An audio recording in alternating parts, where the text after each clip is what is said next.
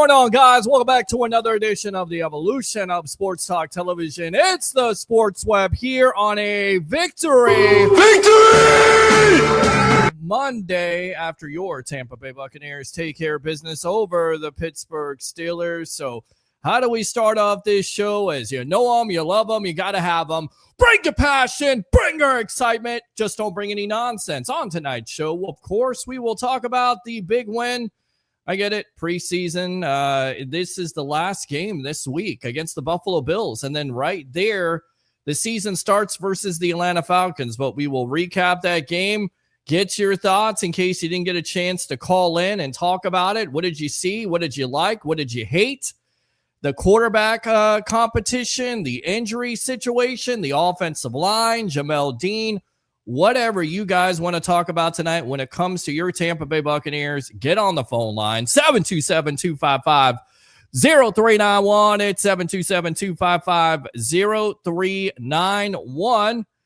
I know there's a lot of people out there just waiting, raring to go for the regular season to come, and it's just right around the corner. You just got to get through this week here with this third preseason game where more than likely no starters are going to start. This is going to be a backup game. This is going to be a game where players have to show out and they have to earn a spot on this Tampa Bay Buccaneer team.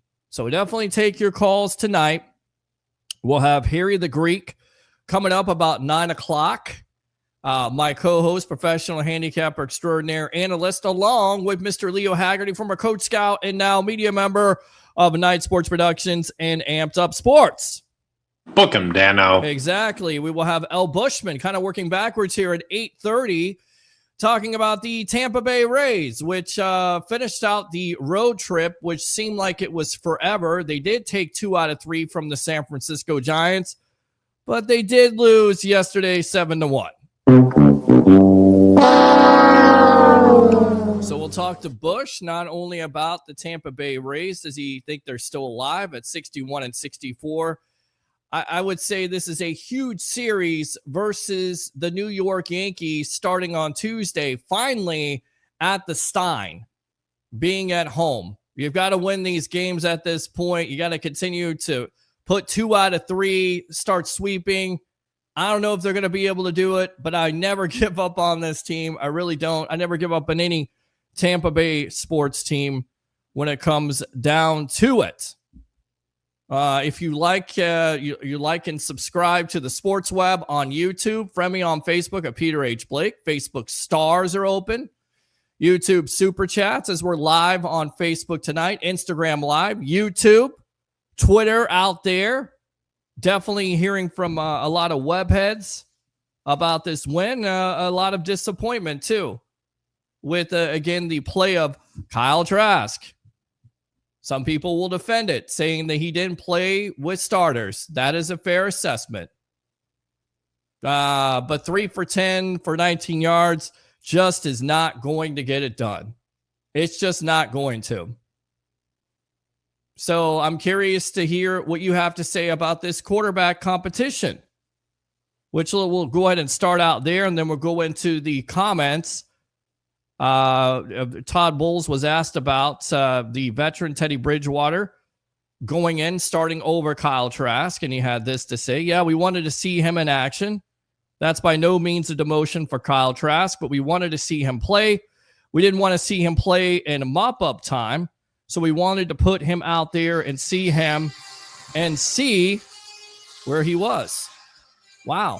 You ask for phone calls, you get phone calls right away. You hear the phone line. Let's go out to the phone line on a Victory Monday. Once again, I'm your host, Peter Blake, your Rolex reporter, giving you something to think about. Let's go out to one of my favorite web heads. Let's go out to Curtis. Curtis, welcome to the Evolution. What's going on, my brother? How was your weekend? It was good, man. I worked most of it, and then I watched the Bucs. That's about it. I spent time with my 6-year-old. We had a family get together this weekend. Okay. And shout out to Fred's Market in Riverview, Florida, man. Listen. Fred's Market in Riverview, Florida.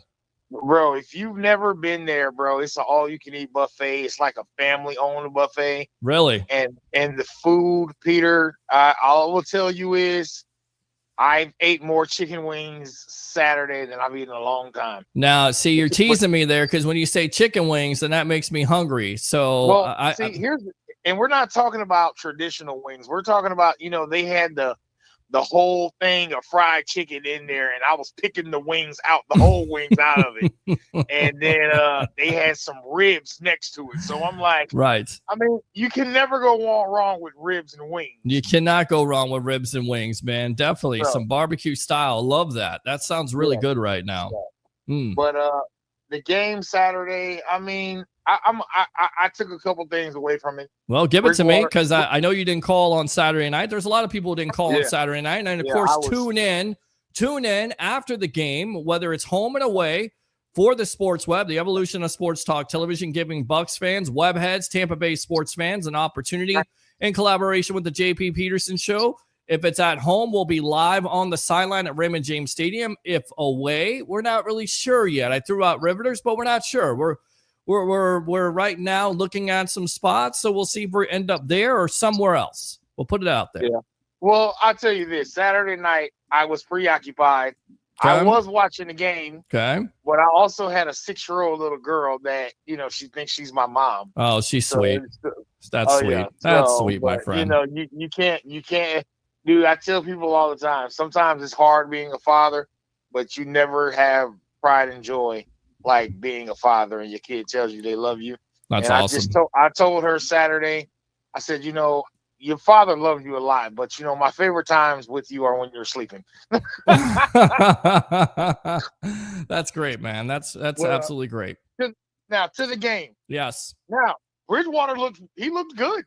Looked great. I thought he earned the backup quarterback. Again, going back to these comments from Todd Bowles, he wanted to see him in action. He also said about the performance, because we were reading this, that's pretty good. I mean, that's pretty good for only being in there 12 days. Another reason we wanted to put him out there early with guys that knew what they were doing. So he did a great job. He threw 2 great passes, of course, 2 touchdowns there, a beautiful drop in the bucket, if you will, to Bucky Irving there in the corner of the end zone, and another pass that only Ibuka is going to be able to catch. So, and he had some other good throws too, and he was decisive. Decision making. Yes. I'm going to channel my inner Harry the Greek, and I know he's going to say something about this later. Oh, he is. I heard him off air already. By the way, we got the Curtis Mead, the Mead-o-meter here on the Sports Web because Harry's got a bone to pick with me as Curtis Mead continues to rake for the Chicago White Sox. In fact, I think he said like 20 points or 30 points above what he did with the Rays. So there you go. Change of scenery. We're nobody's perfect. Nobody's perfect. That's correct. But yes. As far as it comes to Bridgewater. Yes. Bridgewater was a decent starting quarterback when he was the starter for Minnesota. I'm pretty sure he took them to the playoffs. We all remember he had a gruesome injury. Mm-hmm. The things that people need to remember about Bridgewater is this. This guy has never fully been healthy. Mm-hmm. Bridgewater looks like he's healthy. Correct. And he is one of those quarterbacks. He is, I'm not going to call him a game manager. He's better than a game manager. Yeah. He's better than a game manager. He's not going to lose the game. Correct. There you go. That's the proper term right there. And that's the reason why you feel comfortable with him being the backup quarterback instead of a Trask. Because if you need to win a game, and again, knock on wood, because this has been mentioned by our co-host here on the Sports Web, everybody, that Baker Mayfield could go down with an injury. We don't hope that. We don't speak that into his existence. But if you need a win, who do you feel more confident with, Bridgewater or Kyle Trask? And the answer is 10 times out of 10, Teddy Bridgewater. I'm just saying. And I will say this about Trask. He doesn't look terrible. Now, he did look terrible Saturday. But I will say this, too. It is a big difference, Peter, between playing with starters and backups. Big difference. That's fair. And, what Trask has been getting pretty much all the first team reps because Baker hasn't been there. Correct. And I mean, now that he is not around, his normal crew. Maybe it did something to his confidence, something. But yeah, he didn't even look comfortable in the pocket. He didn't even look to me. He didn't look like himself at all. I mean, the first preseason game, he looked fairly decent, commanding the pocket and everything. And then he just looked like one of those kids that you disciplined on Saturday. And that 3 for 10 performance, I'm like, well, what the hell are we watching? I said, I thought this was trash and not Anthony Richardson. Like, what is going on right now? I will say this, right? So I've always said when you draft a quarterback, and again, I'm not a general manager, I just think this kind of plays into it. When you draft a franchise quarterback, it's not how far he can throw. It's not if he can make all the throws. Of course, it's all based on that and athleticism. So much so that sometimes you look over those intangibles. But from my perspective, you want a quarterback that's going to win, but you also want a quarterback that when you have adverse situations is going to be able to overcome that. So with that being said, with that adverse situation, playing with the 2s or the 3s or whatever, and having pressure in your face, what did we see from the from some fans' perspective, the future of the Tampa Bay Buccaneers? We saw a quarterback that couldn't handle an adverse situation. He folded like wet origami. Yes. That's what he folded. Yes. And it was terrible to see.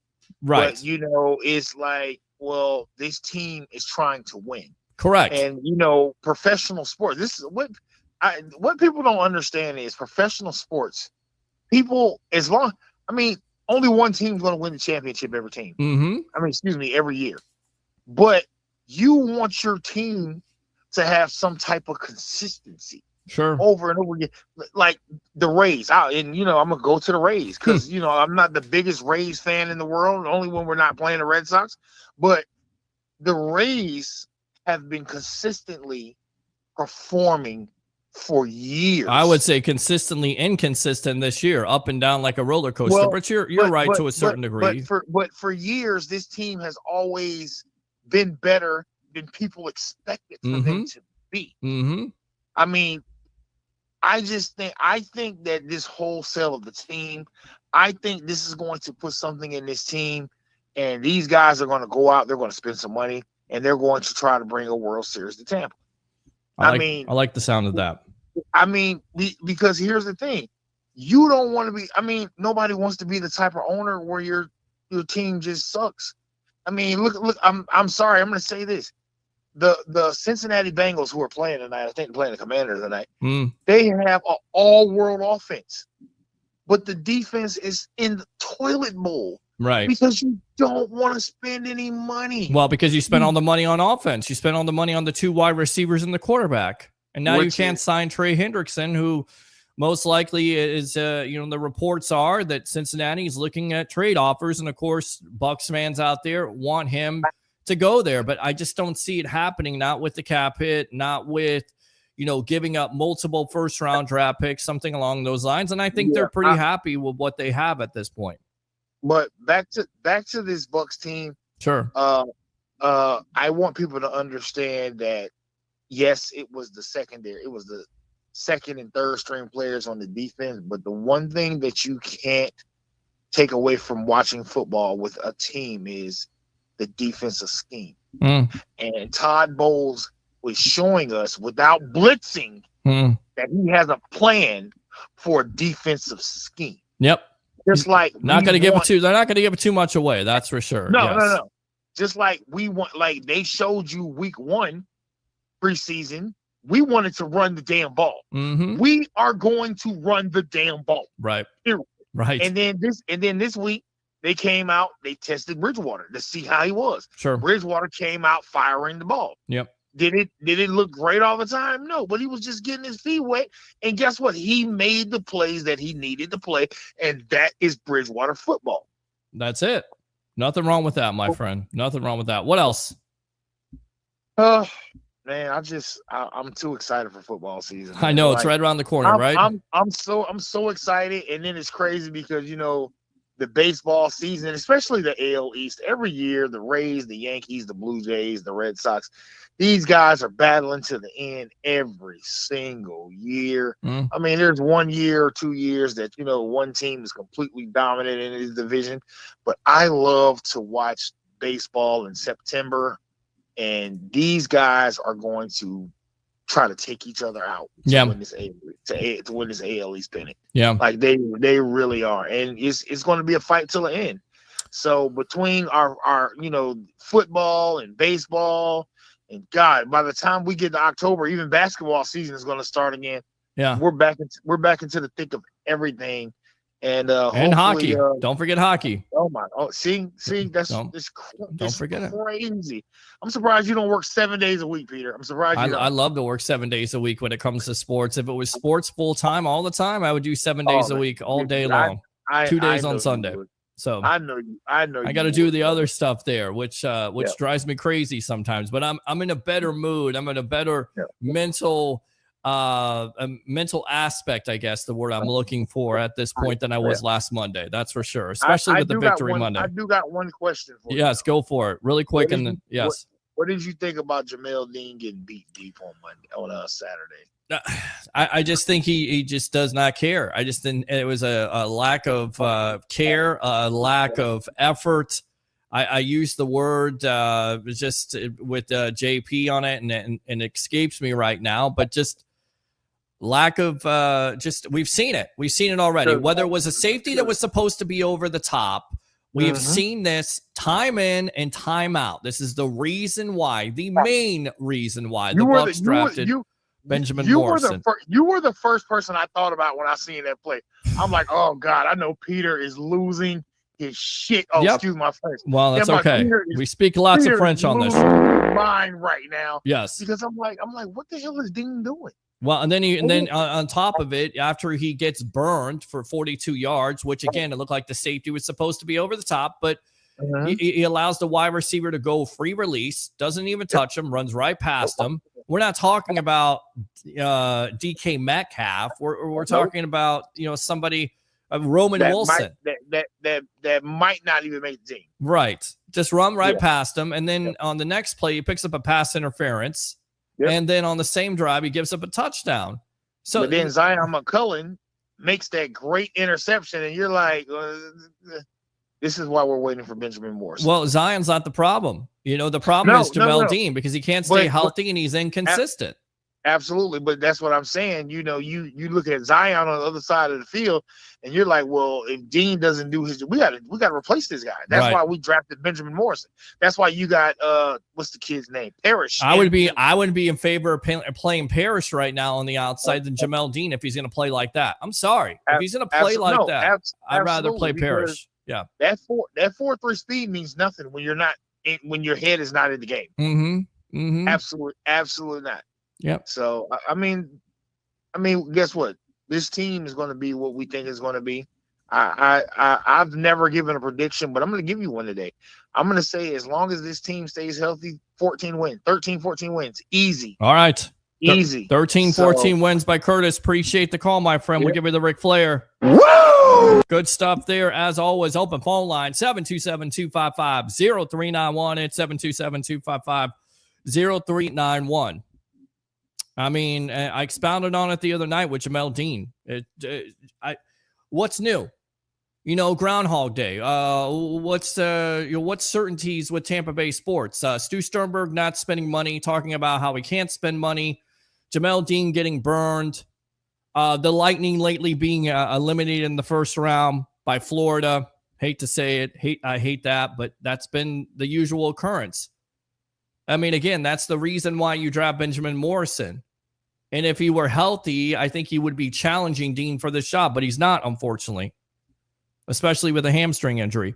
All right, let's go back. Let's go out to our web heads here. Tim says, good evening. Good evening to you. Oh, yeah. Sitton says, go Bucs. My defense looked very good. Yes, 3 interceptions, 4 sacks right there. So good stuff. Wait up, little boy. Stop. Wait up. Todd Bowles was excited. It's exciting. It is. How about them Bucs, baby? Absolutely. All right, so let's go out to Christopher Cole. Evening, everyone. Evening to you. Yes! Yes! Let's go out to the Tribal Troll. Yo, Bears NFC champions. Acknowledge me. Everybody losing their mind on that preseason game. Again, it is a preseason game, but they were impressive last night. So I will definitely give you this. Oh, yeah. And then I will definitely give you this. And this. Because I know what you're going to do. I know you're going to troll tonight. I know you're going to call in. I know you have something to say about your Bears. I know how excited you are. But again, keep it in perspective.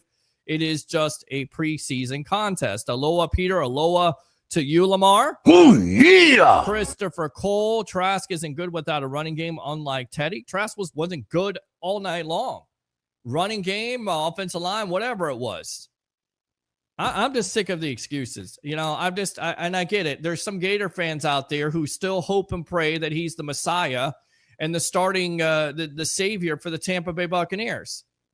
But I'm sorry, there's a reason why they signed Bridgewater. There's a reason for all the stuff that we have talked about over and over again. And people just want to gloss over it. Well, he hasn't gotten a chance, and he doesn't have the first offensive line, and he doesn't have this, and he doesn't have that. It reminds me of Jameis Winston fans.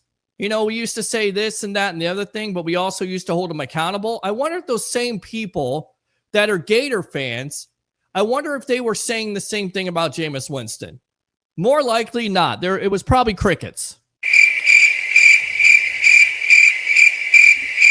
I digress, though.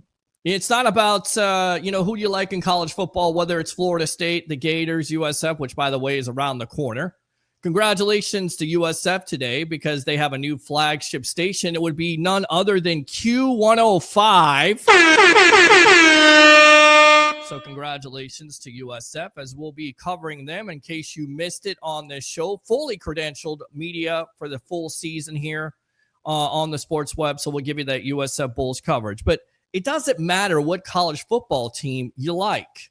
You have to put that aside.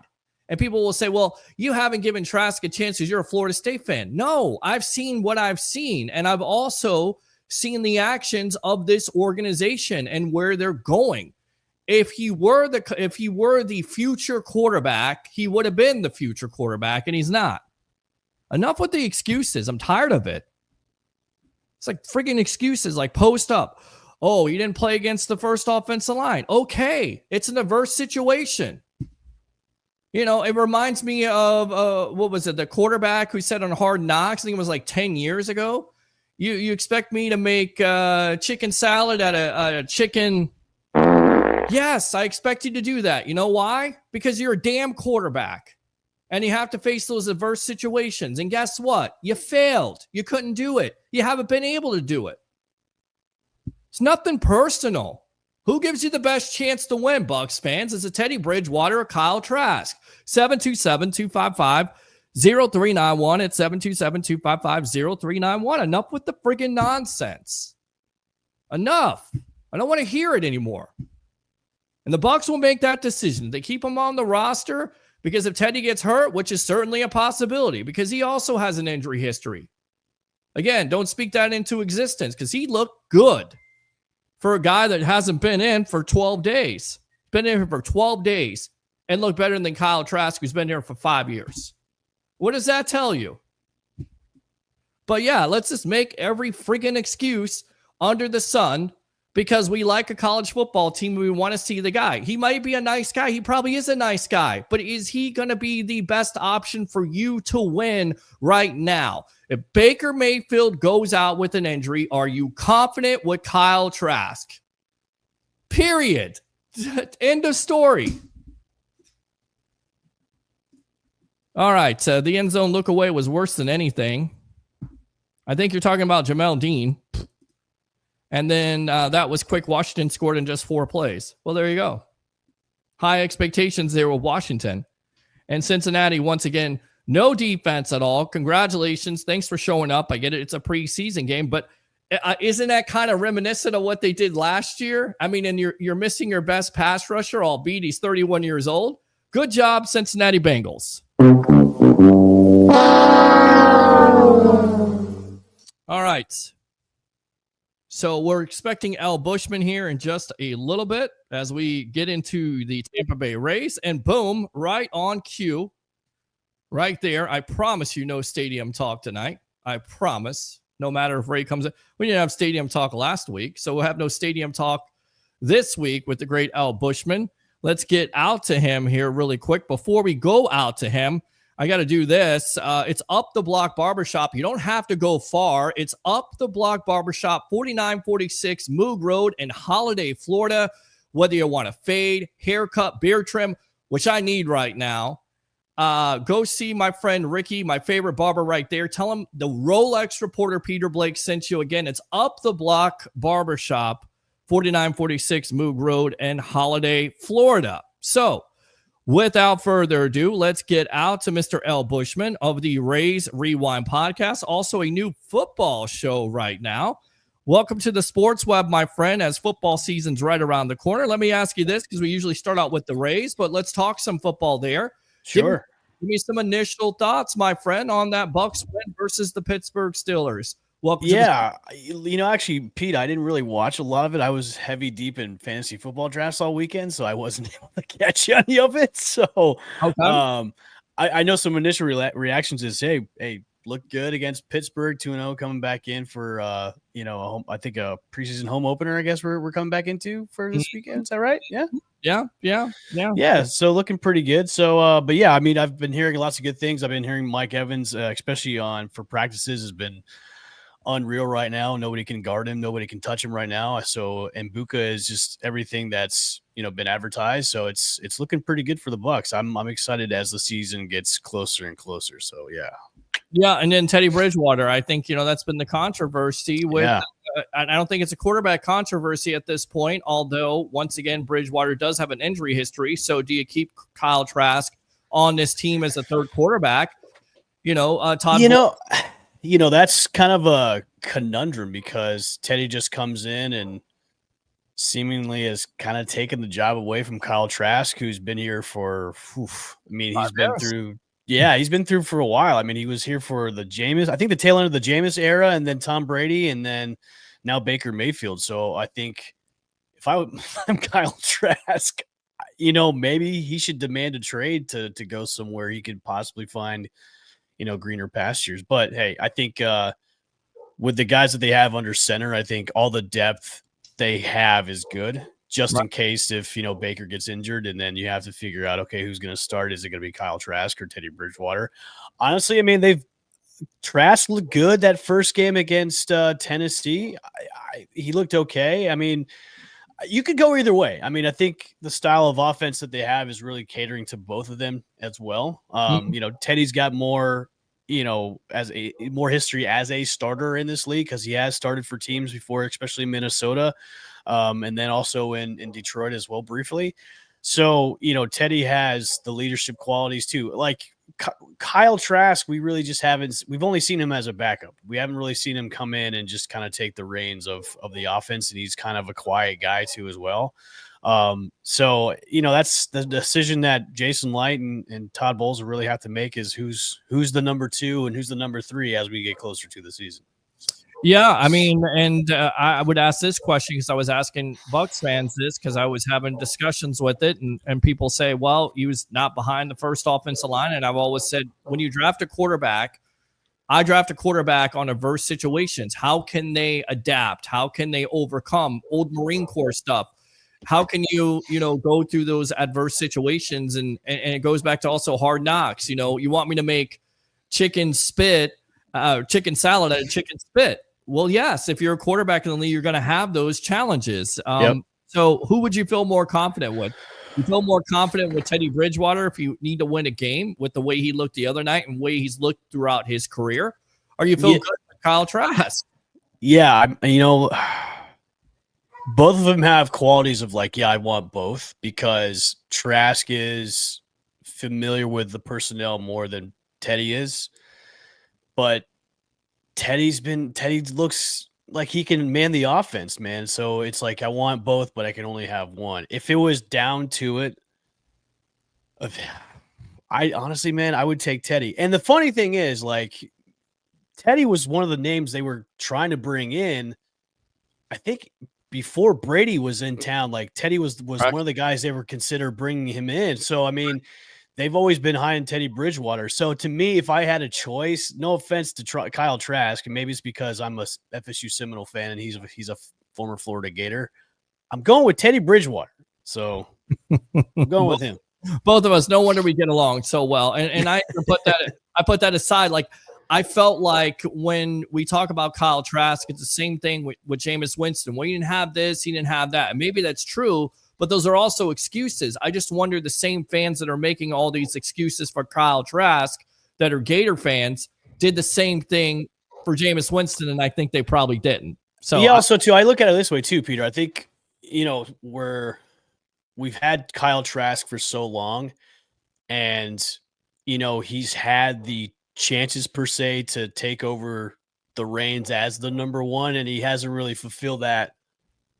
I wouldn't say promise, but he hasn't fulfilled his draft capital from when he was drafted by the Bucs. I mean, he was drafted to be the guy that takes over the offense once, Brady. He was supposed to be the guy once Brady was gone. He was supposed to be that guy, and he really hasn't lived up to those draft qualities. So yeah. I think bringing in Teddy, it could be like another kick in the butt for Kyle Trask in the long run. So, but hey, I mean, look, we're getting closer to the season. It's something they really have to figure out. If I'm Kyle Trask and Teddy's going to take over my job as number two, we probably might see Kyle Trask demand a trade because, he'll want to go somewhere that, he is valued and not as a number three instead of a number two. All right, fair enough. We got a little football talking. David says, aren't we paying Kyle $2 million a year? If we cut him, how much was guaranteed? It's a great question. I don't know how much is guaranteed, and with the trade value, I don't know how much value you can get with him. I think he's got Christopher Morel trade value. I don't think it's that bad. I think maybe if you did try and trade him, you could probably get maybe a third or a fourth out of him, because look, there's going to be teams that are going to be quarterback needy as the season goes on, especially when it comes to like a serviceable backup. So yeah. I think they'll probably keep Trask, and depending on what they do, we'll see how the season goes. All right, let's talk about the Tampa Bay Rays. 2 out of 3 ain't bad versus the Giants, and not the best road trip. A 500 road trip, 61-64. Big time series versus the Yankees, but the news was not great when it comes to Rays pitching officially. As you mentioned this throughout the last couple months, Shane McClanahan done for the year, and you're kind of wondering, here's a guy that was the all-star starter who was, hold on, Alex, we'll get out to you in a moment. Shane McClanahan, he was the all-star starter, and you don't know what to expect now. He hasn't pitched in 2 years. It has been mentioned by some people that maybe you throw him into the bullpen. Maybe he's your closer for the future. Could you see the Rays doing something like that? What do you think about this whole situation? Because you feel bad for him. You really do. He was one of the top pitchers in all Major League Baseball, all-star starter, young, and now hasn't pitched in 2 years, and who knows when he's going to pitch again. Yeah, it is definitely a shame, and it's something that Drew and I have definitely talked about on the Rays Rewind podcast, which new episode will be recorded on Friday. Yeah, I think the Rays really have a lot to think about going into next season because of the severity of the injury, because now, you had such a timeline for him to come back, which was supposed to be this month, and that's not going to happen. I think we all kind of knew, look, if you're a true Rays fan, especially with us in the media and us being podcasters about the team that pay attention and stuff, we kind of knew it was coming that he wasn't going to come back with all the setbacks and him, and then the pinched nerve. To me, I was like, as soon as I found out about the pinched nerve, it was like, dude, he's done. Yeah. Like, they're not going to bring him back, especially if they're not in playoff contention. They're not going to bring him back, rush him back, and try to get him on the mound when there's nothing to play for. So for them to shut him down, I mean, it's totally a great move to shut him down. But going in the next season is, okay, when is he going to be back? And then when he comes back, what are you going to do with him? Because you could put him back in the rotation, which putting him in the bullpen is probably not going to be a move the Rays would make because of the value of his arm. And I said this before a couple months ago that, you bring him back in, put him in the rotation, get his value up, and then trade him at the trade deadline. And I think that's probably what's going to happen next year, especially with new ownership, because, new ownership is they're going to want to do a lot of things when they come into, especially with the personnel that they have. So, I think if it was me, if I was the GM of the Tampa Bay Rays going into next season, I would try and get as much value out of him as I can and then trade him at the deadline just to see what I can get back with, because he hasn't really pitched in 2 years. And when he has pitched, he looks fantastic. But of course, he's another pitcher in that long line of injuries that we've had, from the Tyler Glasnows to now, Shane McClanahan. So it's almost like we have a Browns jersey, but now ours is injured pitchers that are on that list now. Well, according to Rock Riley, he was going to see a specialist in LA.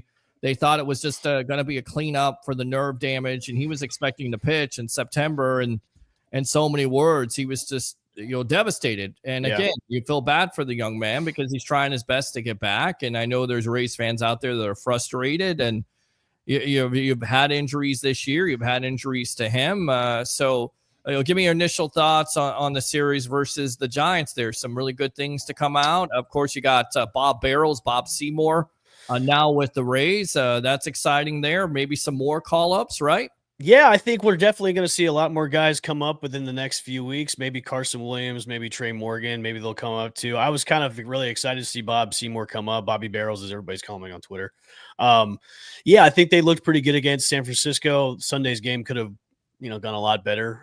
Pepio's kryptonite seems to be the 6th inning, giving up all those runs. But I think taking 2 out of the 3 against the Giants, that's especially gone the West Coast trip, where your West Coast trip started off really horrible, and then coming in, taking two out of the 3 against the A's, now 2 out of the 3 against the Giants.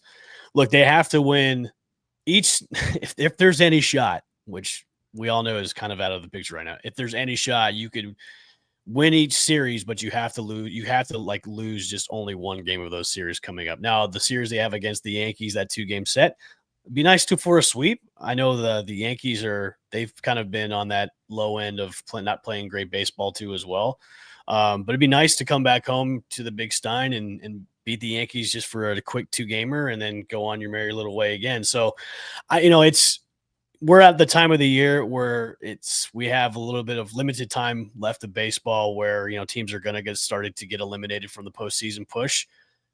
There is a slim chance they could, but I think as of right now, I think we all know what's coming. And yeah, you're going to see more and more guys getting called up just to get their shot, just to almost as if it's like a showcase for the new guys that could possibly be on the roster for 2026. And then look, I think that we should be hopeful too as Rays fans going into 2026 is, look, there's a lot of talent that they have going into next year. So there are a lot of bright spots that we can hope for next season. It just stinks that, we had a nice glimpse of really good baseball for a month there, and then it just kind of came crashing down. But, new ownership's coming in. They're probably bound to make some changes, maybe bring in some free agents, and then we'll see what goes on after that. I know I've been hearing things that upper management is going to be staying. Eric Neander is going to be there. Silverman's going to be there too as well. So none of the upper personnel is going to be changed as far as I know. Kevin Cash is going to be there too as well. So I think with this ownership group coming in, they want to spend money. They want to make a winner. They want to put the stadium in a good spot, which now I've heard I think Mark Topkin reported the other day that the riverfront in Tampa is now one of the sites now that they are proposing to be, which is a great spot, by the way. I looked at the map. I was like, man, why couldn't Stu do this? It's a perfect spot. So that's nice to see that they've kind of already started to look around at proposed sites. So yeah, good things are hopefully on the way for next year and beyond years to come. I mean, going back to when we got L. Bushman of the Rays Rewind podcast, it's the Sports Web. I'm your host, Peter Blake, your Rolex reporter, giving you something to think about. You go back to 2018, Stu couldn't get it done. It was going to be on the river site there with Daryl Shaw. He's been involved with it. He's had talks with the new ownership. We've heard this. I'm not surprised by it. It makes lots of sense to go in that location when it comes down to it. With that being said, what do you make of Ryan Pepio? So much potential, 10 losses though, 8-10. I don't necessarily know it's all his fault, but like you said, the 6th inning. So what is it going to take for this guy to, he's still a young pitcher, still a lot of work to be done in him. This is the guy that was kind of he was like the main piece of the Tyler Glasnow trade, and we've seen him pitch super good. We've seen him be a solid ace for the rotation. I think he just needs a lot more work to be done. I think, those 10 losses, there wasn't a lot of run support for a few of them. So that can't help a lot too, especially for your record. And, where we're at in the year, I just don't think this team has a lot of fight left in them yet or now. So, it's one of those games where you can put it up as a bad start is a bad start. But I think with Kyle Snyder there, with the rotation, he can do what he can do with the rotation. Look, it's just he's still a young pitcher. I mean, you could still get a lot more out of him for the time that the Rays still have him under control. So I'm not pushing any kind of like, oh, we need to get rid of this guy because, well, A, who's going to replace him? And then 2, do you really want to get rid of him just because he's really had kind of like a rough latter half of the season? So I'm not giving up on Ryan Pipia just yet. I'm going to get out to Alex in just a moment, but I got a question for you. You talked about Kevin Cash staying. Is that the right move, or should they kind of change focus, change course here and go with the new manager, go with the new general manager? Or do you think they're, like you've heard, they're going to keep everybody intact at this point because they do like the organization? They just don't like the ownership, of course, because they're taking over as new ownership. So right move to keep. I think as of now, it is the right move. Now, I have been kind of critical the past couple of weeks because of his questionable managerial calls. But I think with, new management, new ownership coming in, and, just the type of manager he is, think about what Kevin Cash can do with a bigger payroll. And that's what I think about. Think of him what if he had a payroll over $100 million, where you're having the type of talent that a lot of other teams have, and for them to raise to maybe cut bait and let go and say, okay, well, he's going to get a job automatically. No, he'll get a job within 5 seconds. So do you really want to cut, a 2-time manager of the year that if you give him the top talent that you can give him, look what he can do with it? Now, I know there's people on the other side of the coin going, okay, well, he's been a manager for a long time with this club, had a little bit of success, went to the World Series, won the AL East, went to the wild card a bunch of time, but still haven't gone to over the mountaintop yet. And there's those people that are saying, okay, maybe it's time for somebody else to come in and change the culture and then manage these guys that they have now. My question to that is, who? Who's out there, who's available, and whoever says Joe Madden, shut up, just stop. Like, Joe's not coming back. So I would say for the time being, I would think of this as it's an audition going into 2026. Your audition for your job is 2026. Okay, wow. We're going to possibly give you a bigger payroll. We'll bring in free agents. This will be your audition. And if it's not working out, after 2026, then we'll possibly look at somebody else. Look, this is my opinion. That's what I think possibly could happen because of how long he's been a manager, and we haven't won a championship just yet. And this will be the second year in a row where we're going to miss the postseason. And, the second year in a row, we haven't looked good. So, I would think of this as the old cliche adage is his butt's on the hot seat, per se. All right, let's go out to Alex here. Alex, I know you didn't necessarily like hearing that, or maybe you did. Welcome to the Sports Web here with L. Bushman of the Rays Rewind podcast. Go.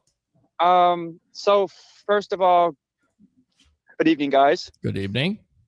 I called in because obviously, Mr. Bushman's in, and I appreciate his thoughts.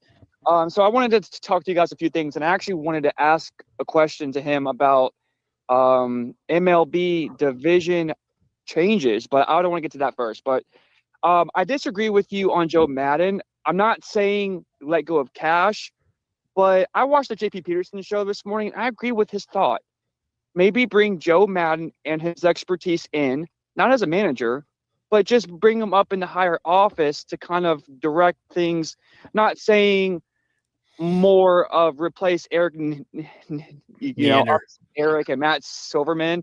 But I really think that Joe Madden brings a lot of potential to, a new ball club. Now, obviously you might disagree, but I do agree with you on keeping Kevin Cash. And I'm going to tell you why I agree with you. Wow. Because Kevin Cash has done so much with little. think back 3-4 years ago, guys. We won 100 wins in one of the toughest divisions. Yeah, with very little. Can you imagine Kevin Cash saying, look, let's let go of the analytics, or the new ownership, sorry, saying to Kevin Cash, let's let go of the analytics, because I really think that's been the downfall of this season. I really believe in my heart that pulling pitchers ultimately throughout the month of June, when we were successful, pulling pitchers out, and ultimately you taxed your bullpen, which ultimately you saw the bullpen eventually tank. And obviously we started losing games. So that's my opinion on it. I would love to see new ownership give Kevin Cash a chance. I really do think if Cash is given an uprise in payroll, you have young starters. I mean, not young starters. You have young talent. Caminero is obviously the highlight of the year for the Rays. Correct. I mean, this dude's 35 plus home runs, first full year in a Ray uniform, first full year in a Ray uniform. I mean, this kid's shining. So the Rays have the talent. It's just I really think that Cash deserves a chance with great ownership, who wants to win, who loves the community, is not a New York fan, obviously, we know that, and can give Cash a little bit more. Go at the deadline. Say, look, I'm going to go out. I see we have issues with the bullpen. Let's go out and get some real potential relievers to make that extra step. Because can you imagine if we had the ownership in right now? I still think we would be in playoff contention. I agree with you on that, Alex, and I think that's the whole attitude there. And it's kind of like Andrew Freeman with what is it? Just all kinds of unlimited payroll he has at the Dodgers. Payroll. Yes, yeah. Alex, appreciate the call, my friend, as always. Yes. Hey, guys, I just have a quick question. This is the main reason why I called. Okay. Mr. Bushman, so MLB is getting ready to go in negotiations. Obviously, you know about expansion. Obviously, we're hearing Utah may get a team. Obviously, Nashville's on the top of the end. Obviously, there's a couple potential teams or cities getting a team for expansion. You mean not Orlando? Orlando's not in that? The Dreamers? That ain't happening. No? I don't care what people say. It ain't happening. Right. But I have a question. So MLB is potentially talking about realigning the divisions. What is your thought about, and I don't know if you guys know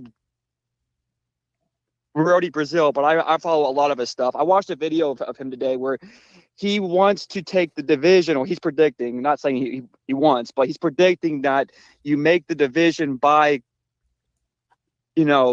region. So okay, so geographically we would have he wants, right. Yes. So yeah, I saw the reports come out today. I saw I think it was Rob Alex, appreciate the call, man. All right. I think it was Rob Bowden that did the realignment proposal. I mean, it's just like a hypothetical. And they had a division where it was Atlanta, Miami, Tampa Bay, and then like the Nashville team in there. Well, like I don't have a problem with realignment.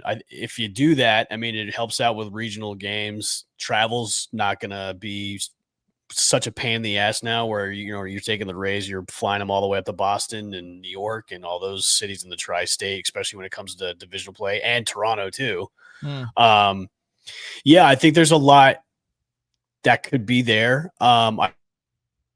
Because there's just a lot of the divisions right now, to me, are just kind of weird, just the way they have teams aligned in the Central and the West and the East. It's like, it's kind of weird. Like you have all these teams, but I think when it comes down to it, and somebody commented today on one of my posts on X, is like, okay, well, for this to happen, a lot has to drop. The Rays have to get a stadium first. The A's have to move to Las Vegas, so that's going to take time and years. I know Manfred wants to expand, and I think expansion is good. It gives other possible good cities like exposed MLB monies and stuff like that. But the other thing is too, if this new realignment, and where the Rays are now grouped up with teams in their region which are close by, you also have to look at the revenue stream that they could possibly lose, because if you're not playing the Yankees, the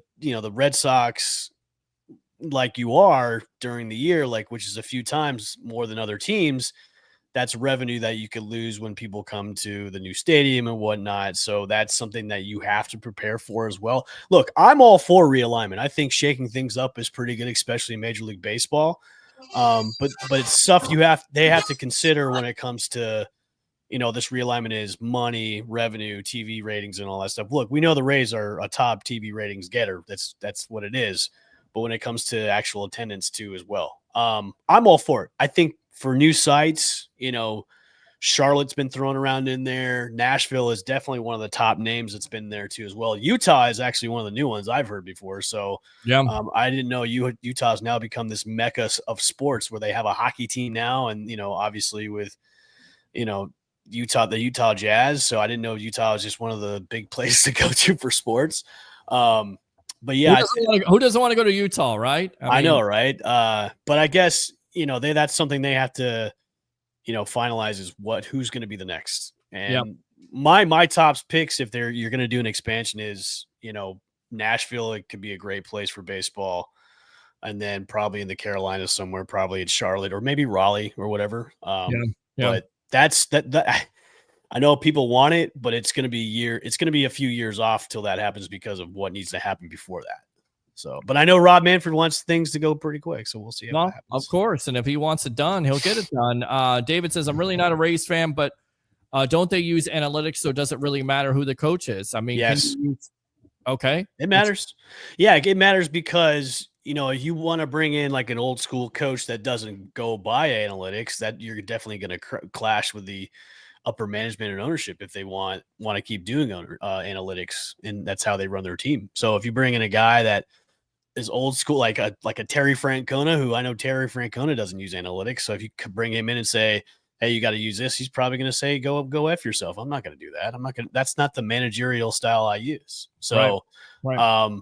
It also goes into what new ownership wants to do. If they want to say, let's get rid of analytics and let's go back to basic baseball, I'm sure Kevin Cash will be okay with that too, because Kevin Cash is that type of guy that is kind of from the old school mentality of we don't really need to use analytics. So I think it does matter who your coach is, because if he's not going to clash well with upper management, then he's the wrong guy to have on your team.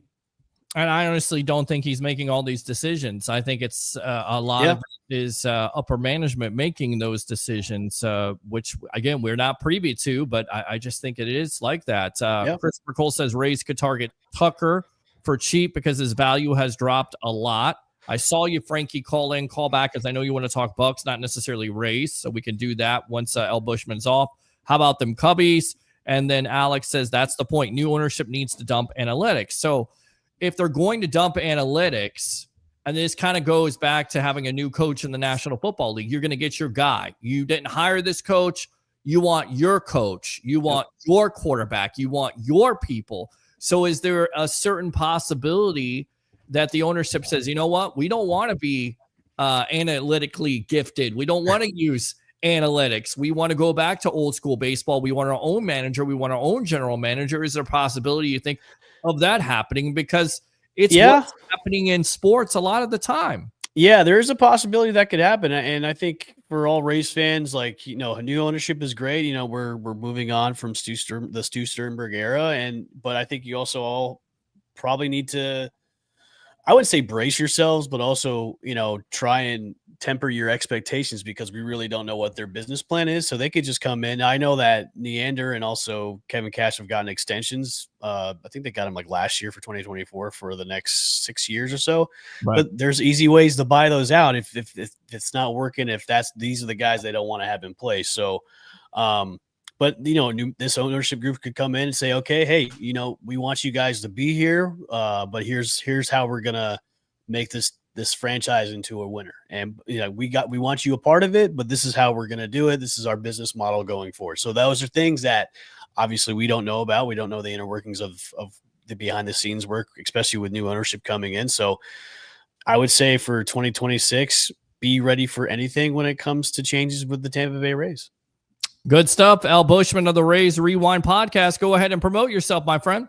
Yeah, make sure to go to the Rays Rewind podcast at the Sick Podcast, Rays Rewind on YouTube, and also at Rays Rewind Pod on Instagram. And then take a look at a new episode dropping live for Behind the Uprights, my new NFL show coming out. We have so many complicated social media handles. I can't even put them out there because they're just like BTUP, WUP 2025 because everybody's taking names and stuff like that. So just I'll share the link when it comes out. So 8:30 live on every social media platform for Behind the Uprights. So yeah. Really quick, two things here. Trey Hendrickson, does he get traded from the Bengals? A lot of Bucs fans want him. I don't see it happening. Too much cap. I love Bucs fans. Capital. I do too. I love Bucs fans. They think everybody that's not getting their money that could be possibly traded, the Bucs are like, oh, we can get him. It's like, do you know how much the Bucs have to give up to get him? Yeah, and then have to pay him too as well. So, it's the Bengals are doing Bengals things, and they dump too much money in their offense and not taking care of their defense. And look, a team is probably going to overpay for him, but he's not going to be with the Bengals any longer. No, he's not. I want to go out to Dave Ruffalo here, Sun Devil Dave. He says, actually, Roger, not only NFC champs, but Bears Super Bowl champions. Everybody just loving the fact of what the Bears did last night, although it's a preseason game, but Caleb Williams, exciting new offense with Ben Johnson. Are you buying this hype? Because Harry's telling me about how better the offensive line, and of course they go and they improve the offensive line, and Caleb Williams coming into his second year, what Johnson was able to turn around, Jared Goff there in his time with the Lions. Are you buying the hype of the Chicago Bears, El Bushman? No, I'm not buying it. Anybody can be a superstar in the preseason. Yes. So, just like Curtis Mead was for spring training for the Rays. Anybody could be a superstar. Well, the Meadometer, because that's a new thing going on here on the sports web, because Harry was telling me it's 20 points higher, his batting average, ever since he went with the Chicago White Sox. Care to retort or rebut, Harry? Because there was a passionate conversation, if you will, going on last week about Curtis Mead. And I'll give Harry credit. He was right. Maybe it is a change of scenery. Maybe it's also just having one voice. Maybe there are too many voices in that clubhouse. And Harry has said it. He has sources that tell him that is a toxic clubhouse. And what you've seen lately from this Rays team would definitely be a direct reflection of that. So Curtis Mead. Yeah. I good for him. I mean, hey, everybody needs a change of scenery once in a while. So, hey, if that's really what happened, it's good for him. I think it's gonna probably work out for both teams for who they got for Curtis Mead. Although Hauser's been kind of, he's kind of like the Aaron Savali again. So it's kind of like, that's what it reminds me of. But we'll see after 2026 if they keep him and stuff like that. But going back to the Bears, look, the Bears haven't been good since Rex Grossman. So maybe it's their year. I think we've said this before, like new team, new general manager, new coach. I know Ben Johnson did wonders in Detroit and everything. So maybe he's found Caleb Williams' secret sauce and has really molded that. But I'm not buying it just yet. I mean, they play in a pretty tough division, so I'm not buying it just yet. All right, you gotta talk to this guy right here. Here's my co-host. Right on time. Here, the great professional handicapper extraordinaire analyst here on the sports web. Welcome to the evolution. We were just talking about your Chicago Bears, the hype, as of course, Roger Shue is saying NFC champion, Sun Devil Dave saying Super Bowl champions. I asked El Bush, do you buy the hype? He says he doesn't buy the hype at this point. We also talked about your boy Curtis Mead, and I gave you your flowers because we had a very passionate conversation last week. Harry, what's the over under on Bears wins this year? Yeah, 7.5, and it's going to continue to go up after that play. I'll take the 7.5. I'll take that. You'll let me go over? I'll go over 7.5 for that, but I don't think they're going to go into the playoffs or anything like that. Well, I'm going to be honest with you. All right, just listen. I'm listening. Don't worry.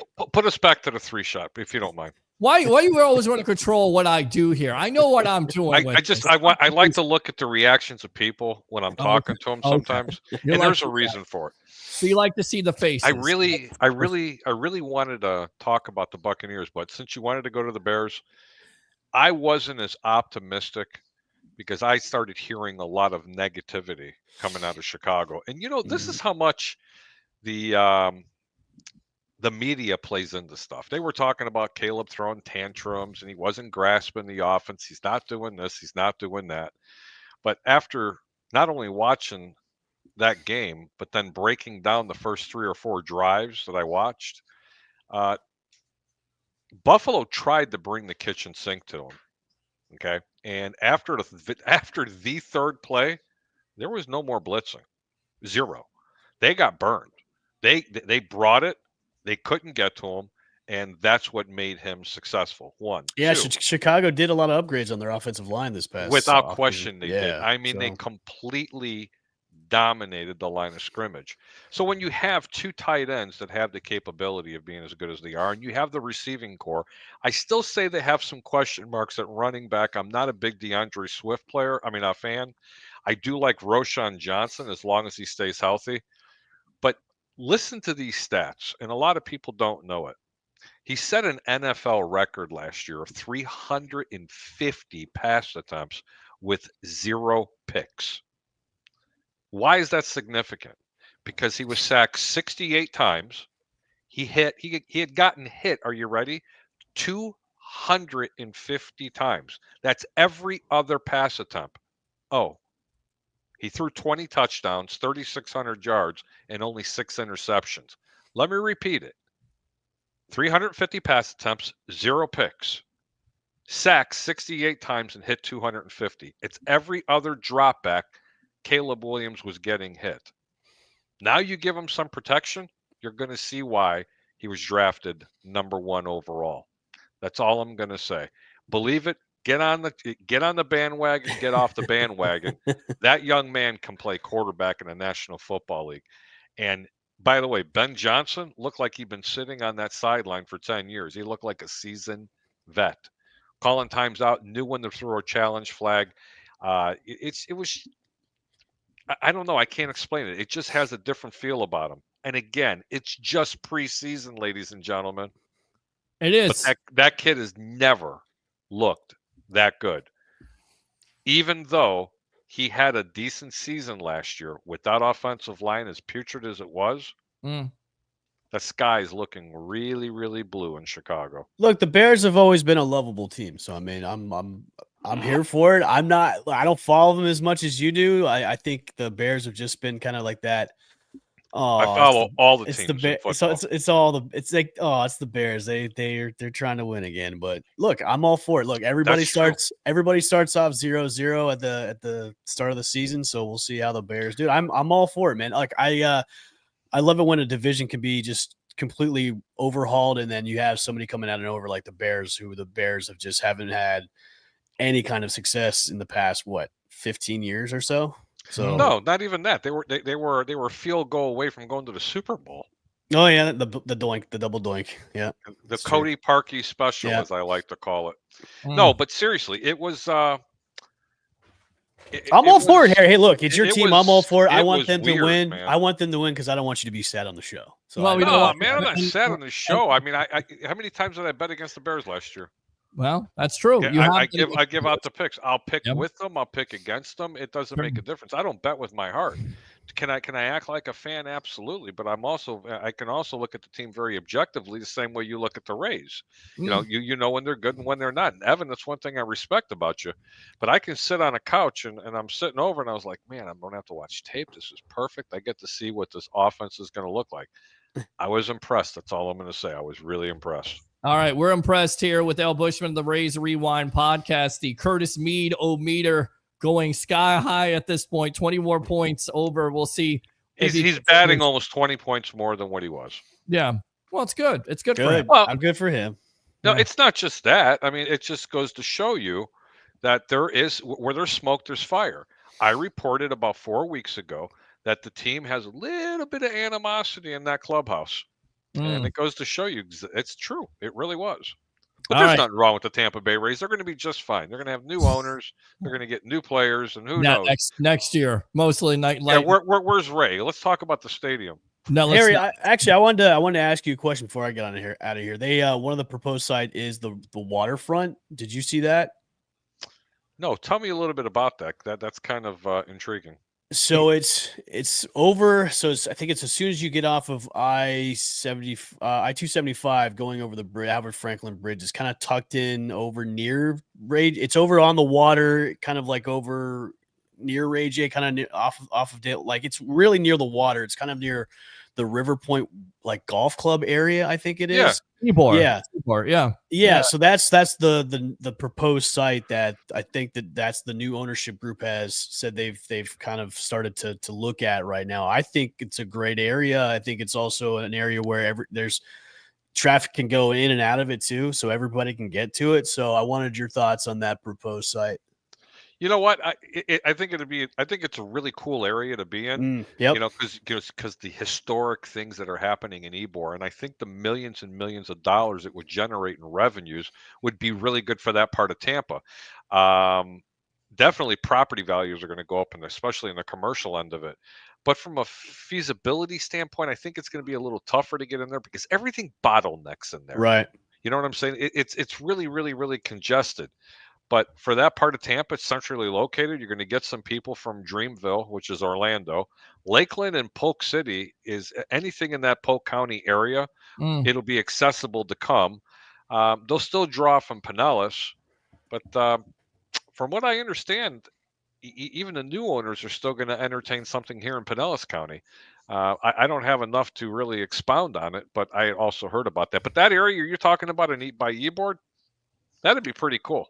Yeah, it's not a surprise to me because we've heard Daryl Shaw wants to be involved with it. He was involved with it in 2018, and this is what J.P. Peterson has been reporting from the very get-go.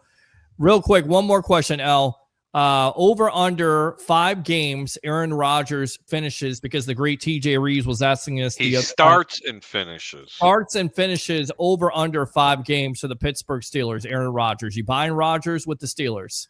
Yeah, I'll buy it over. I'll do the over. Yeah. Wow. Okay. I'll buy it. Yeah. Over. All right. El Bushman, appreciate the time here on the Evolution. Bush, you really can't show with us just for a little bit? I've been on here for like almost a half an hour, man. Oh God. Yeah, I gotta get some beauty sleep, bro. Come on. Man. All right. There you go, man. Let's take a look. Yeah, get this guy off. Gotta get the crow's feet under control, man. Oh, can't have that. All right, El Bushman. We appreciate you as always. Good stuff, man. See you guys. Bush, till next week, bro. Thanks for coming on, man. See you guys. All right, Two Shot here. Let's go back to. He is great. He's a great guest. He's become a staple of talking baseball. We definitely want to talk football with him. Continue to talk football with him throughout the season. Let's go back out to these comments. David says, listening to you all talk about the Rays the last few years, to me, all you need is a good GM. Anybody could be their coach as long as they use analytics. Yeah, the moves haven't worked out. They didn't work out last year. Right now, their farm system is strong, but the prospects they got for dealing Randy Arozarena and Paredes, it's not worked out. It has not looked good at all. And when you're depending on prospects and you're depending on guys, young players, although Junior Caminero looks like the real deal. So credit to them. Yeah, but I hate when people talk about the analytics. I don't need a computer to tell me when to pull a pitcher in or what to throw in a 3-2 count because I agree. This is what the statistics say. I mean, and again, no disrespect, David, but I don't know. I want a coach to tell me when that gut feeling is saying, you know what, I better put this lefty in here. I want a pitcher to go longer than 5 or 6 innings. I'm sick of this, of seeing this. It's about as much as the excuses for Kyle Trask. I've had enough of that, and I've had enough of Rays pitchers or any pitchers in Major League Baseball going 5-6 innings. Like I remember those days are done, Peter. Unfortunately, there's only going to be a selected few. And even though Justin Verlander is 166 years old, I don't know if you knew that or not. Yes. He'll still go out there and throw 7 innings, even though he's 1-9 on the season. No, I'm not kidding. I agree because there's very few pitchers that are able to do it. And I don't think they're using that so much for the analytics. The analytics that I believe he's talking about, there's analytics at the game and there's analytics when they're looking at their players. And I got this information from current and former Major League Baseball players. What the Rays do is they're looking at spin rate. They're going to look at it and the analytics say if he continues to throw this spin rate, this many pitches, he can go X amount of innings. Or that's the type of analytics when you really start digging deep into it. I mean, it's pretty unique. And it is. I don't know. I couldn't imagine myself or even a Leo Haggerty going, the analytics say that we should do this. No. Right. No. It's if that's the case, then put computers with big CPUs and hard drives in the dugout and let them make the damn decision. Right. Just have them be a manager, have them be the umpires. I mean, we're getting to that point at this juncture. Put a pole behind the catcher with 4 cameras, and you'll never miss a ball or a strike. This right here is the comment of the night, probably the comment of the year. And this to me is emotional. This is why you do what you do in the first place. I had to check it with my doctor. They like my progress. I just want to say thank you, Peter, for the words of encouragement. It truly means a lot to me. Go Bucs. I hope the Bucs fight as hard as I'm fighting. Of course, you're dealing with cancer right now, man. Mike DeRoche, we appreciate you there in Canada. Much love, Mike. It's Mike DeRoche. Is it Roches or Roche? It's Mike. He don't care if you call him DeRoches. DeRoche. It's DeRoche. You keep on fighting, and we'll keep on talking Bucs and keep He's on. He's a Frenchman. Of course he's going to fight. We love to hear that. I love that. That's the reason why we do this show in the first place. When we're having bad days, we try to provide happiness. We try to provide something that will take your mind off of what is going on in your life. If you're keep fighting, Mike. Yes, if you're dealing with bills, if you're dealing with this, no matter what it is, we try to take your mind off it. And I'm a human being, so sometimes I get in my feelings. So I appreciate that. Is that yes, absolutely. No, yes. Not at all. Even Leo would be like, it's DeRoche. So it's DeRoche, not DeRoche.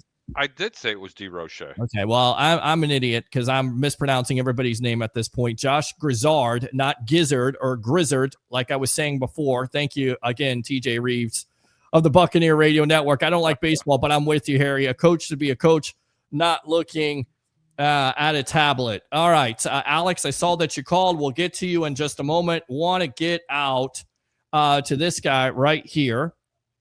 Book him, Dano. And Raina has this to say, prayers out there. Absolutely love that. Oh, yeah. Let's go out to the legend himself, Mr. Leo Haggerty, former coach, scout, and now media member of Night Sports Productions, Amped Up Sports. How you doing here on a victory Monday, if you will, albeit a preseason victory, which means nothing, but still for Bucs fans, it's nice to talk about. Bucs win over the Steelers 17-14. Your initial thoughts here on the evolution? The UFL played better than the Bucs and the Steelers the other night. Especially that second half. I put everybody to sleep, including you, right? It was terrible football. It was flat out terrible. I mean, what were there? 15 punts in the game? Yeah. My Lord. Yeah. They are trying to they're really trying to look at punters, from what I understand. That's what I thought they had, Harry. But you know what? It was just it is really bad football, and that's what you're going to get. And you know what, guys? Don't be surprised if you don't see starting quarterbacks play a down in preseason. And here's why. People need to figure this out. Coaches, administrators are in love with these joint practices because it gets ones against ones, and it also protects their quarterback. Guys, there's 21 guys that are going full speed until they get to the quarterback. Yeah. So the quarterback, and you know what? You don't want to expose him to any unnecessary hits, which a game does. So they're getting more out of that, the joint practice, than they even expected to. And now they're saying, okay, we're just not going to put him there because I'm getting 20, 25 plays out of this joint practice at full speed against the Steelers' #1 defense. End of story. Yeah, but let's be real, Leo. They've been doing that for quite a few years in those joint practices. That's the best thing that's ever been happening out there. And you know what? I'm really glad they don't let the media and televise them because it gets a little bit chippy and people don't like to see that. But I'd rather see the joint practices because at least you get. I'm glad they don't televise it for everybody else to see. Well, I'd like to. Joint practices are good. I think there's an opportunity. I wish there was an opportunity to televise those joint practices because that's truly the preseason game. If you look at it, Baker Mayfield performed well. Mike Evans absolutely destroyed Jalen Ramsey. That's why he didn't play in the game. Levante David didn't play. But going to that quarterback situation, much has been made about Teddy Bridgewater just being signed 12 days in. And to me, Leo Haggerty, he looks like the backup quarterback of the Tampa Bay Buccaneers. And from the performance, and I get it, Kyle Trask was behind the second and third offensive line, whatever it was, the backups. It wasn't good. But 3 for 10, 19 yards. And the alarming thing for me is, I always say this, when you draft a quarterback, you want a quarterback to deal with adverse situations. And adversity the other night, Kyle Trask could not deal with it. He has not been able to deal with it throughout his career. Is that a fair assessment? And what did you think about Bridgewater's performance the other night versus the Steelers? Bridgewater's performance was fabulous, considering he was coaching high school football 10 days ago. Okay, he can finally come out of retirement.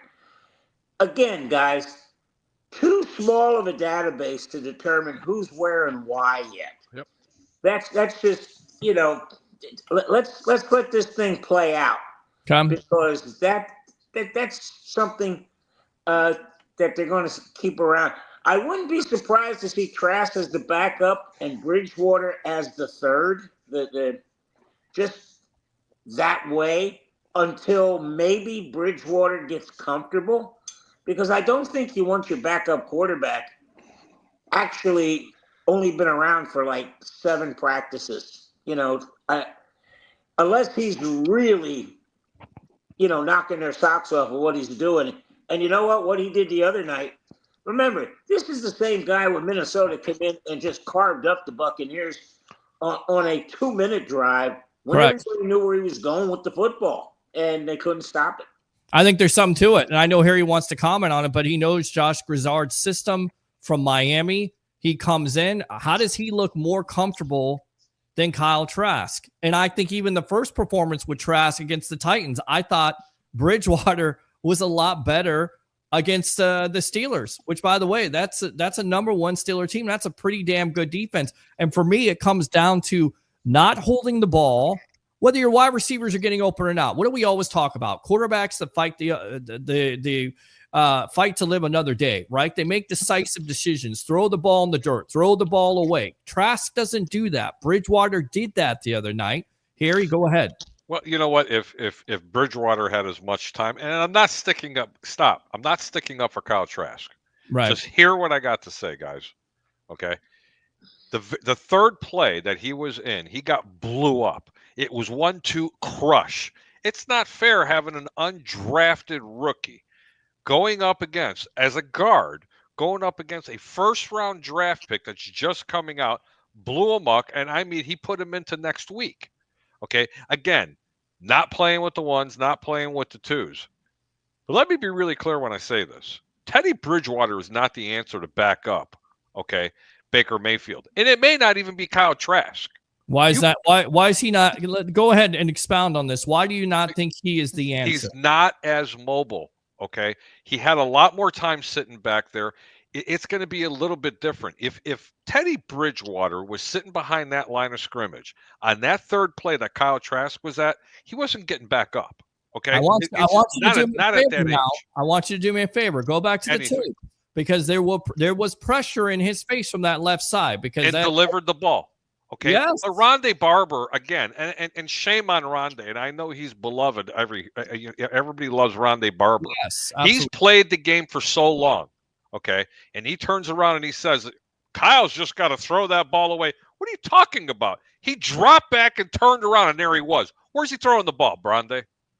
But really? Where's Rondé throwing the ball? Here's also my problem with the timing. He has the chemistry of Rack. It's good to be an analyst because, Rondé, unfortunately, he played the game. Shame on him for saying something like that, because that was horrible.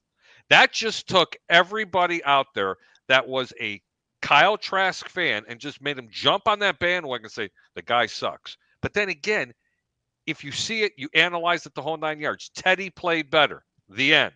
I get it. He totally did. Right. But let's just see what the young man can do with a little bit of pressure.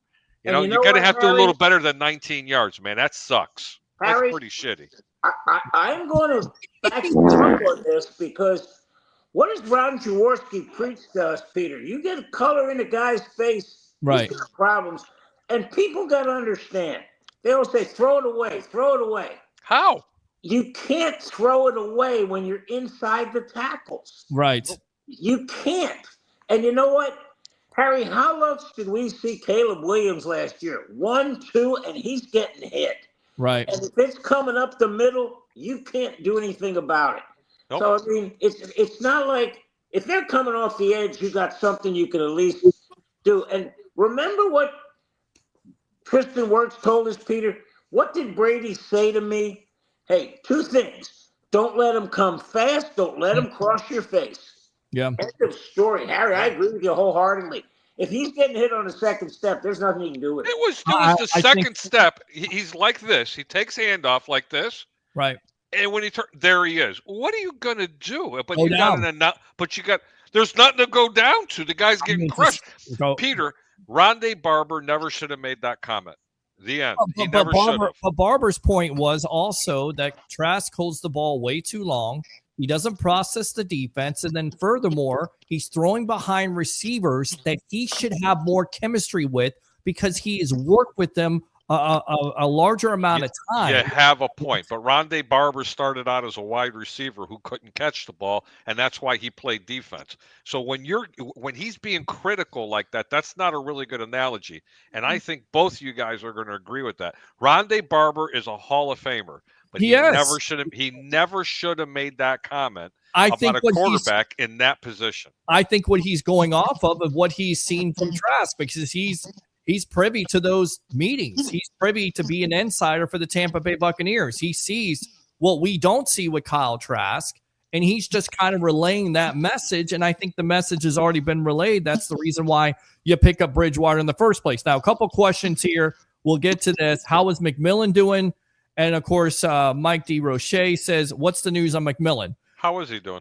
It was a bad throw, first and foremost, by Bridgewater. Nobody else is going to catch that besides McMillan, but it's way too high. You put the receiver out to dry there. But according to Joe Bucs fan, of course, they had the video of McMillan in a neck brace. They said that's precautionary too, right? Well, and they also heard that he sprained his neck. Ooh. And then Todd Bowles had this to say: I know he hurt his back, and then went in for concussion testing. Have to get more tests to run. He said, and then Bowles was asked again, we don't know yet. And then McMillan yesterday on Instagram said, God is amazing. Don't worry, you're all. I'm straight. So there it is. There's the latest. We don't know. Let me ask you, Harry and Leo. Leo first. Do you agree with playing McMillan? You got to play somebody. You're not playing Evans. You're not playing Godwin. Do you play McMillan because he's going to be a big part of your offense? Do you agree or disagree with that? Because you got to get guys reps, right? But then there's always that problem of, what's the main emphasis when it comes to preseason football? Evaluation and also staying healthy. Peter, you hit the nail on the head. Somebody's got to play. You're going to sit there and decide, what it is, who it is, whatever it is. But this is the problems you run into in an NFL season. I mean, this is something that we don't want to have happen. You got Godwin out for, I'm hearing, at least 8 weeks. At least 8 weeks. Maybe longer, unfortunately. Well, Harry, I'm leaning toward that too. But, conservatively, 8 weeks, probably longer. Now, if McMillan's hurt, and, he's not going to put out there, gee, guys, I'm really hurt bad. I'm not going to, he's going to put out, hey, I'm fine. I'm working on it. Right. That's just player talk. You don't want to put anything up on a bulletin board. Sure. But I'm getting concerned that one area of the Buccaneers is kind of taking a brunt of the injuries, and that's the wide receiver room. Well, not just that, the safety also. We'll get into that in just a moment because they lose J.J. Roberts. He's on IR. You have Kristen Isian, who we've had on this show before. Big part of this defense. He has an oblique. We know how brutal and bad that injury can be and lingering. But let me ask you, Harry, Jalen McMillan, you okay with him starting and going out there, or would you like to see somebody else that's unproven because McMillan's going to be a big part of your offense. And let me ask you this, guys. Do you think eventually the NFL will come up with 2 preseason games and you have an 18-game season? I'm going to go back to the – go ahead. Sorry. Come up with 1 game. Peter, here's what's going to happen. There are going to be 3 designated group practices.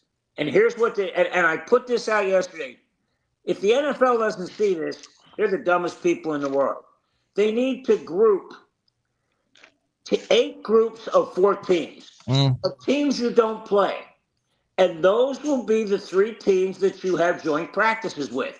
1 home, 1 away, and the last one will be that preseason game. 1 preseason game, 18 regular season games.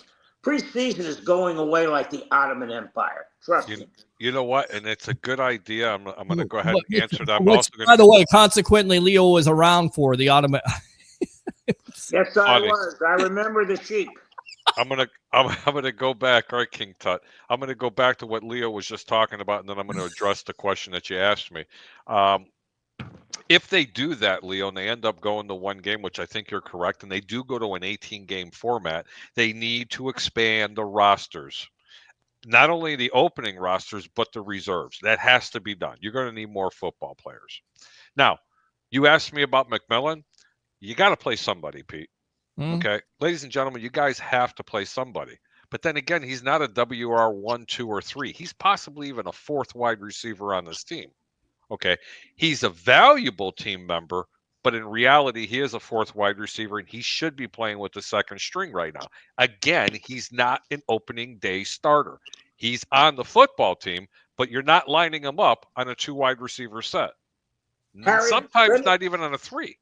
Harry, let me expand on what you actually said, because that's exactly what I put out the other day. Okay? You're going to have to get away from the preseason. You're going to have to expand the game day roster to 60. You're going to have to expand the practice squad to 20, which is chump change for the NFL. But here's the other thing. You got to add another bye week. The NFL wants that Super Bowl to be President's Day weekend. With 18 games and 2 bye weeks, it's right where they want to be. Leo, eventually they're going to go to a 20-game season, and that's when you're going to get 2 bye weeks. You know what? Because 1/4 of the teams can take a bye week this week. The next quarter of the teams can take a bye week that week, and it can go on and on and on and on. And you know what that does? That's going to generate even more revenues for the National Football League, especially for the major markets that they're in, because, the NFL still continue to go on. I mean, Leo, think about it. You have Sunday football, Sunday night, Monday, Thursday, and right when it gets to the holidays, Leo, now you got Saturday football. You got 5 days a week. Yeah. Now, if you expand it now a couple more weeks and you add additional bye weeks. Well, listen, do you start the season a week earlier and then you're not going into March?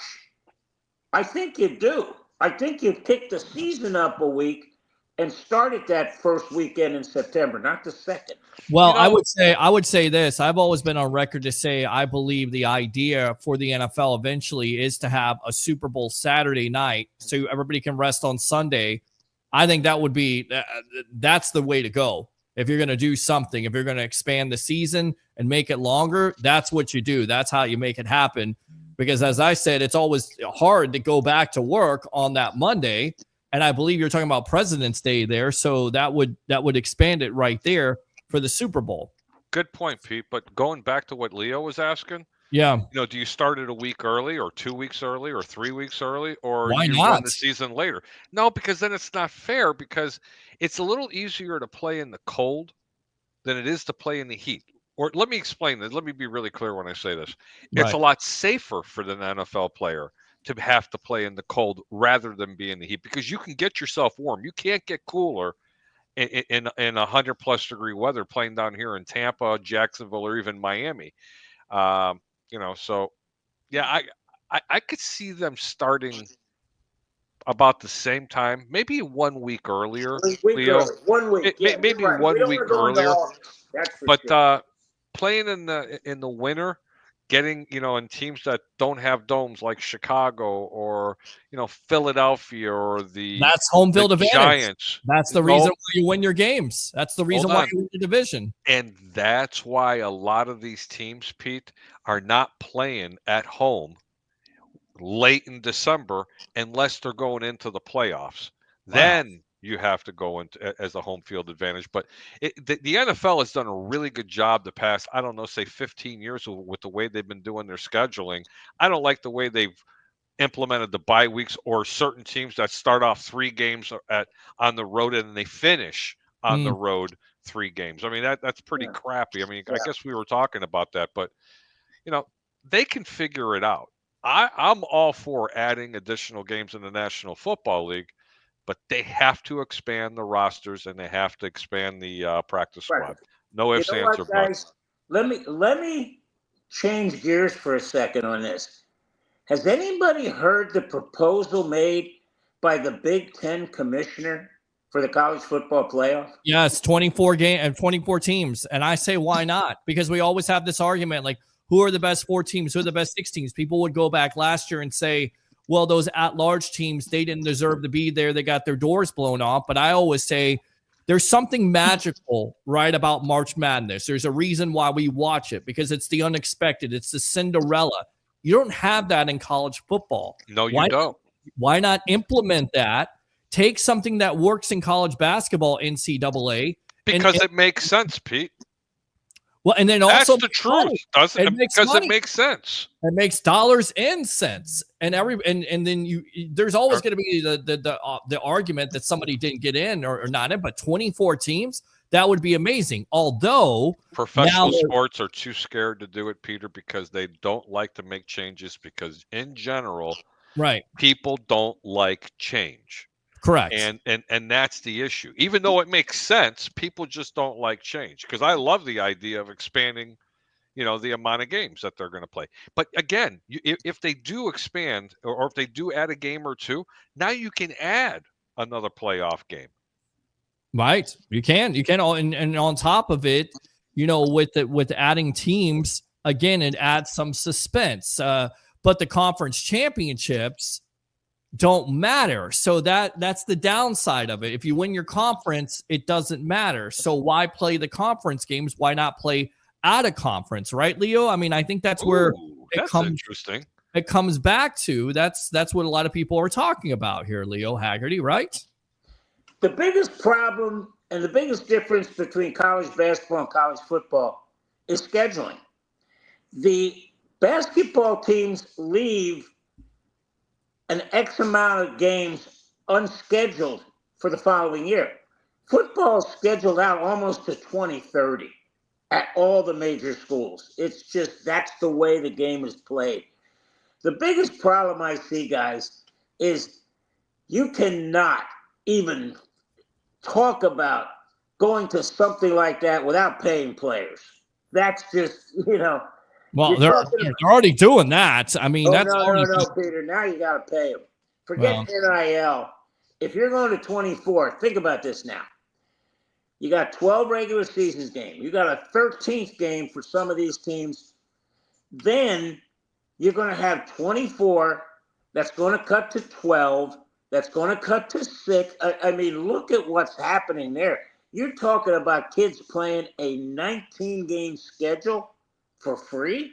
No, not happening. All right, let's go out to one of our guys that want to talk about this. Let's go out to Alex. You're on with Harry the Greek along with the legend himself, Leo Haggerty. Go. Guys, first of all, Harry the Greek and Leo, I really appreciate what you guys do. I'm happy to have you guys on. I wanted to talk to you guys about the expanded your comments about the expanded schedule and adding games. And if you were to go to 20, even if you have an expanded, even if you added an expanded roster, wouldn't you guys be concerned? Let's just say that the NFL decides to go to 20 games, right? Let's just say 20 games. If the NFL decides to go to 20 games and you're in a position like the Bucs are in right now, you're starting the season without one top wide receiver. Jalen McMillan, another one could be down. Tristan Wirfs could be down. I feel like we would have more concern for more injuries to your top guys, because I don't want to rely going into the playoffs on an expanded roster. Well, let me answer this question. First, the NFL doesn't give a rat's ass, excuse my language, about the safety of the game, because They if don't. they gave They a crap, tell you they do. well, they don't, because it's about money. Because if they did, you wouldn't have Thursday night games, you wouldn't have Saturday night games, you wouldn't have Monday night games, because these players need time to heal, which they don't get. Peter, did they end up playing one of the football games on a Tuesday last year because something They did. happened? They did. What, you guys remember that? Yeah. Yes. That was weird. Well, it's a money situation, and then the reason why you eliminate the preseason games, because as you know, if you go to a preseason game, it's full price. Well, if you're going to eliminate those preseason games, then you're going to add them to the regular season, which you could definitely see. And then that's also the reason why the NFL has gone to international games, because as somebody told me a long time ago, an international game sells out in 8 to 10 minutes. So once again, this whole theory or this whole concept or mindset that the NFL really gives a crap about their players, they don't. They never have. They don't even have a decent healthcare system. I get it. These players of yesteryear have made millions of dollars, but you're not even taking care of your former players who didn't make those millions of dollars. Tell me where they should have enough money, Peter. And they don't. In defense. That's because they don't know how to manage their money. These people that have made millions of dollars, I don't really have that much pity nor empathy for people that have blown through 40 and 50 and sometimes even $100 million. Sorry. They can afford to buy insurance, okay? Right. Just like you do, just like Leo does, just like I do, just like Alex does, and everybody else that's out there. Go out and buy the insurance. It shouldn't be handed to you because you played 5 years. I'm sorry. I mean, and that's not a popular opinion, but you got to learn how to manage your money. Well, listen, a multi-billion-dollar revenue system here, Leo Haggerty and Harry the Greek, and we've never seen that money before, but the NFL has, and they're convincing fans and convincing these former players. And I'm not necessarily talking about 2000s, 90s, and 80s. I'm talking about 60s and 70s. Those players who didn't see the fruits of their labor that opened up those gates, if you will, for these players to make millions of dollars. I get what you're saying. Are not being taken care of. I get what you say, but they worked after the NFL. If you played just like Dick Butkus, okay, right. He didn't make millions upon millions of dollars. They're being taken care of. That's a player that's not being taken care of. Well, but you know what? He went to work and he's got a beautiful home. He's got a great family, great kids. He's had health insurance, and he made well for himself because he went out and applied himself and went to work. He just didn't stop. Jim McMahon the same way. He has CTE. He's out there as an advocate for it. The NFL is taking care of him. He wished they would do more for him, but you know what? He still managed to go out and work and get himself out there, just like everybody else does. Just because you put a uniform on does not make you impervious not to pay your check when you go to a restaurant. That's a fair point. But to that point, if it's not for guys like Dick Butkus opening up those doors for the players and opening up doors for the NFL making billions of dollars, and they should be giving them gratitude. Let's go out to the old guy here. Alex, stand by. Out to Leo Haggerty. What do you think about this? Why don't that's the a NFL compelling argument. Provide those type of benefits, especially for players like Dick Butkus? Gentlemen, can we agree that the weakest professional union is the NFLPA? Absolutely, yes. By far. The fact that they haven't come up with a way of saying, okay, once a player's vested, then he should be getting health benefits. The fact that the NFLPA hasn't figured this out, the fact that the NFLPA hasn't demanded that if you're going to play on a Thursday, you're going to have a bye week the week before. So you've got 10 days to get ready and then 9 days to recover instead of having to try to recover from 2 games in 5 days. Yeah. Come on. This goes back on them. The fact that they don't have a bargaining unit that goes into the owners and say, hey, this is what we want. That's on the NFLPA. And just, guys, it's embarrassing. I have to agree. It's completely embarrassing because it's egregious Leo word, because we go back to a couple of years ago when we were talking about Lamar Jackson and how many general managers and coaches came out and said, oh, we're not going to be interested in him. And we sat here on this show and said, I remember that. This is not about Lamar Jackson being talented or not, being a quarterback in the league. This is about owners coming together and colluding. And sure enough, the NFL Players Association made a little side deal with the NFL, and there was a reporter that found out about it, and heads rolled. Listen, if I have a Players Association, I need them to have my back. I don't care how much a son of a gun they are. But Peter, that happens not just in football. Peter, this happens in everyday life. I worked for a major corporation for a number of years. Right. Okay. And for those who know, no. Okay. If they want to get rid of you, they can collude with other organizations and blackball you. Believe me, it happens. It doesn't. So what? We're making a bigger issue because it's a National Football League? This happens every day. Well, it's all about this. Not to get too political, but a lot of people would say it's happened with Colin Kaepernick. I mean, was he the most talented quarterback Not ever? even close. He had his moments. That is a bad example. Well, because that's a bad example to bring Harry, up. There are some people that believe because of the PR nightmare that's the reason why they didn't sign Colin Kaepernick in the first place. Can I put this one to bed? Please go for it. Just go. If Michael Vick could come back in and Colin Kaepernick couldn't, it was all about they didn't think he could play.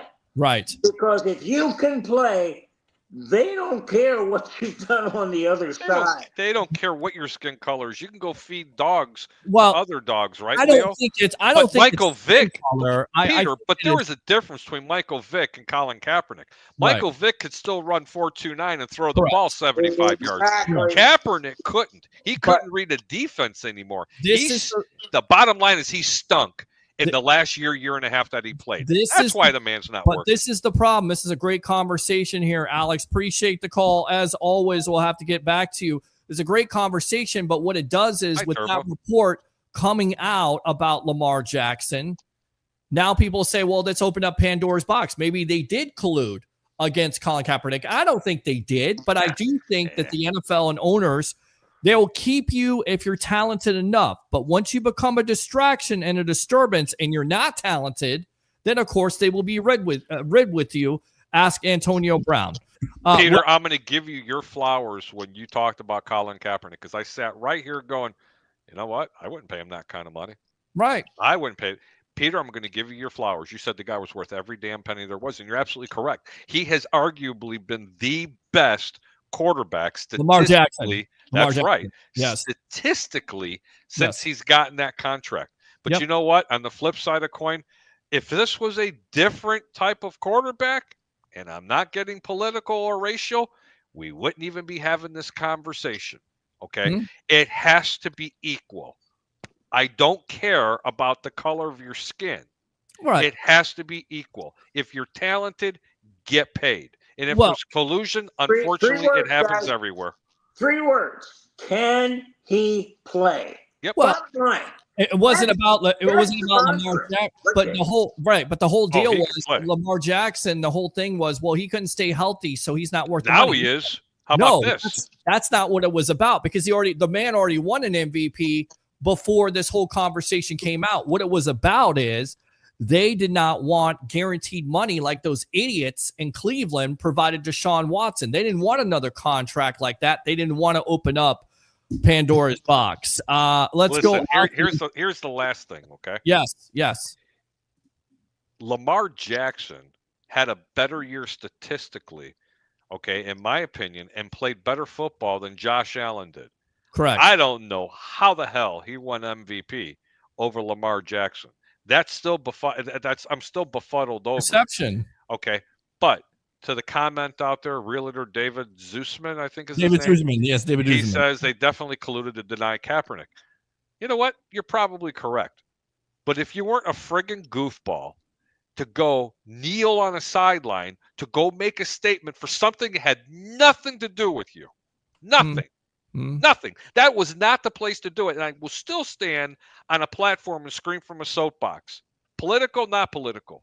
That's why he's also not playing in the National Football League. And you know what? I don't care. Right. Because he's shown you just don't do that. He's had you're not gonna if the owners tell you not to do something, guess what? Right. You don't do it. Right. And he's had opportunities to try out for teams and has not been able to do it. And we know that he wants to be. When you're told to go home because you're not good on the phone, do you have an option? No, I have no option. Are you going to run out and go publicly and protest it? No. Where would you end up if that happened, Peter? Fired, suspended, or fired. Okay. Yeah. And Leo, can you get away with that, Leo? All I know is I remember that Jerry Jones told his players, if I see anyone on a knee, I'll have a job at the end of the day. But you know what, guys? I'm going to go back and use myself as an example. Hey, I'm a school teacher for 45 years. Could I get up in the middle of class and start pontificating about things like, I don't think that we should be doing the national anthem. I don't think that we should be allowing people who are of this gender or color to be allowed to teach school. I mean, you've got to. The bottom line is I would tell new teachers, I said, when you get your first paycheck, look who signs it. Because that's the person you got to keep happy. If they're not happy, you're going to have a problem. All right, let's go out to the comments, and then we'll wrap up this segment with more Bucs talk. Sorry, but that was a great segment, guys. In Canada, CFL, every team has 2 preseason games and an 18-game season. Cool. Sun Devil Dave, I like the idea. 18 games, reduced preseason games. Here you have expanded rosters. It's the practice squad. Yeah. Mike D. Roche says we have 3 bye weeks in the CFL. Christopher Cole, they couldn't play Palmer or Cam Johnson because they can't get healthy. Can't stay healthy. Palmer stays hurt, and so does Cam Johnson. Both of those players, all kinds of potential, can't stay healthy. What is it about? Availability is your best ability. 20-game season would be amazing, but I'm afraid of injuries would be the main factor towards the playoffs. I think we got perfect balance of games. Sun Devil, they can play the first week at night, Labor Day weekend. You can have Saturday, Sunday, Monday night games at 7 p.m. Scott Bradford, who we plan to get on from Bucs Life, we will get him on eventually. What's up, Scott? Hall of Fame fan for the Tampa Bay Buccaneers. And Scott, I don't know why you don't call in to say hello. Seriously, Scott, I have no idea why you don't call in to say we want to hello. get him on. We want to get him on video here to promote him because he's done some great stuff being a Bucs fan, and of course Bucs Life being a brother right there. And we'll see you out at the tailgates, and of course before then on the Sports Web, maybe Wednesday night. Most of these teams learn what they have, these scrimmages in camp, more so than preseason games. Scott, again, if the league cared about the players, they do away with Thursday Night Football, correct? They definitely colluded. Okay, we read that. If there wasn't the case, the NFL wouldn't have paid millions in the settlement, correct? Joe Sway, I'm logging in. Leo is talking about school. That's what we talk about. We're going to talk about cooking, not Joe Sway. Yep, that's it. Yeah, what's cooking in Harry's kitchen there as he is the stirrer of the... There you go. He has a lot to lose, but he's courageous to kneel down for other people without the same opportunities. I'm not going to sit here. You know what? I appreciate your opinion, but we're gonna leave it that way. I appreciate your opinion. Courageous is somebody who doesn't do it on the NFL's time. He does it on his own time, and he didn't do that. I think that's interesting, to say the least. With that being said, Chris Braswell, I thought, was impressive. No, you're not getting a relief, buddy. There's no lefties left in the bullpen. You're going to have to stay with the righty. We're only going to be on for a little while longer. That's my 5-minute warning, guys. 5-minute warning. Okay. This is what Todd Bowles had to say. This is what Todd Bowles had to say about Chris Braswell, who I thought was not good versus the Titans. People told me to calm down. I said, okay, got to see something versus the Steelers. He said, I was happy with the play of Braswell from the outside. He says the quarterback, Skylar Thompson, was a very good athlete. Sometimes we get out-athleted, and other times we could have done a better job with contain. He also says about the other pass rushers, which are going to be important here, guys, because David Walker is out with an injury, so it already hurts your rotation. Ramirez, Watts, and Peoples have to grow mentally and put it together. When they do it mentally, they didn't do it physically. And when they do it physically, they don't do it mentally. So they have to put the whole package together. I'm eager to see what they do this week. Now, again, the Bucs have what they have. This is why a lot of Bucs fans want Trey Hendrickson. We've talked about Trey Hendrickson. I don't think it's a possibility because too much capital and you're going to have to pay the guy.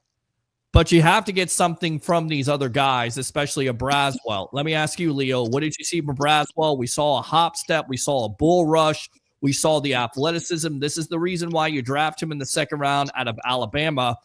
What did you like about his performance the other night? Peter, let me remind folks that the hardest position to transvestite into, and again, that's exactly what I'm saying, is you got to change your entire game going from college to pros if you are an edge rusher. Because 90 to 95% of the moves you have in college are speed moves. It ain't happening in the NFL.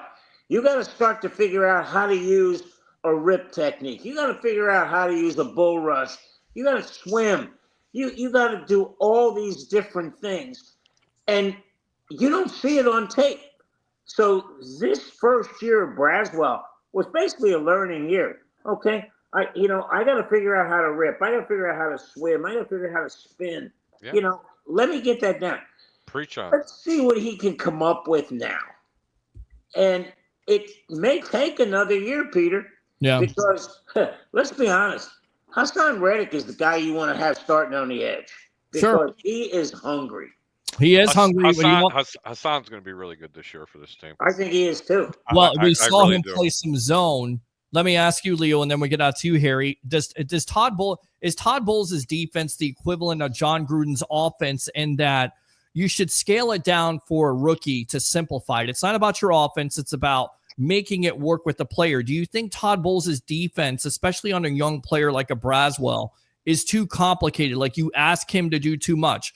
What he does and what Nick Saban said is that he rushes the passer.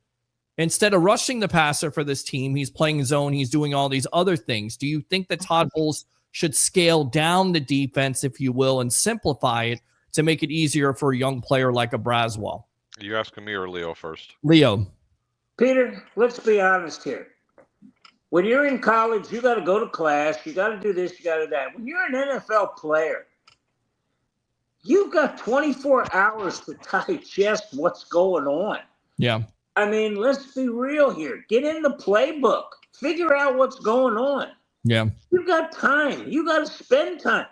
This is your profession. This is your job. Treat it as such. Great stuff. Leo Haggerty, well done, my friend. Harry, what do you say? Scale it down a little bit for Braswell and these young players?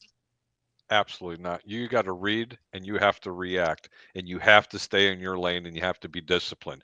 If you can't do those things, go grab some bench. It's as simple as that. Veteran, not a veteran, rookie, it don't make a difference. Read, react, lane discipline. As simple as that. All right. And also Bowles finally says about Braswell, he's been taking the next step since he's got back to training camp. His game does not revolve around sacks. You have to be a good overall football player. He's playing faster, smarter, doing a lot of things that go unnoticed. We have no problem putting him in the rotation. He also became a heck of a special teams player, and he's playing with more physicality because he's playing faster, understanding what he's doing, and that's what we like about him. With that being said, this is what we like about you, Leo Haggerty. Go ahead and promote yourself. By the way, congratulations to USF as they have a new flagship radio station. The famous Q105 is now the flagship station of the USF Bulls. Yep. Oh, that's fantastic. Yeah. When did that happen? Happened today. Today, Harry, it comes out. The Beasley Media Group is now going to broadcast it. So they that is absolutely phenomenal. And a former station that I used to work for, the first radio station that I started out with, 1010 AM, will be doing some USF stuff also. Welcome to Tan Talk. It's 10 o'clock. Well, that's Tan Talk. To the 10 people that are listening, have a good evening. Yeah, maybe 10 throw another gerbil in that thing that can run around and get that gotta get that gerbil running a little faster to get that stream going out there, Peter. You know, That's it. There you go, my friend. There you go. Yes. All right, Leo Haggerty. That's, Go ahead and promote that's yourself. what you're looking for, us guys. All right. Good stuff, Leo Haggerty, the legend. We appreciate you. Bring in the lefty. Buenas noches, Leo. Yes, mucho groceries. Mucho groceries. That's great enough to suck right there. All right, Leo. We'll see you later. Oh, good stuff there. Leo Great Haggerty. Spanish with Leo Haggerty. Got to love that. That's a segment. Open phone lines if you want to talk about anything that we're kind of talking about. I know you're tired. I know a little bit. It's just been a little bit of a day for me, Pete. Plus, Peter, here, I got to show you guys. What did you do to yourself here? Well, nothing much. Here. Is this counting all the money that you had? Do me a favor. If you look at this finger, look how much fatter this one is. Here, now take a good look. Look at that nail. That nail's ready to come off, bro. It's not just going to come off, but this thing hurts. I know what my heart rate is. Oh. Because it just won't let it go. It's just horrible, buddy. All right, man. Well, let's go ahead and read through the comments. We'll wrap it up for the night here, unless we get some phone calls. Good. Here we've got to get you out to a tailgate this season. I agree with you, Scott. Scott. Let me address that, Scott. Seriously, man, it's really difficult for me. I do a lot of handicapping, and it's really difficult on a Sunday. But I promise you, Scott, damn it, this year I'll go to a tailgate. But you got to get my ticket. We'll go hang out together. Get him a ticket. The Greek, I promise you, will supply all the alcohol. I don't drink much, but hey, we'll share a hot dog and maybe I'll get a beer. You'll have the hot dog with ketchup, right? Yes, Peter. I'll just for the namesake of you.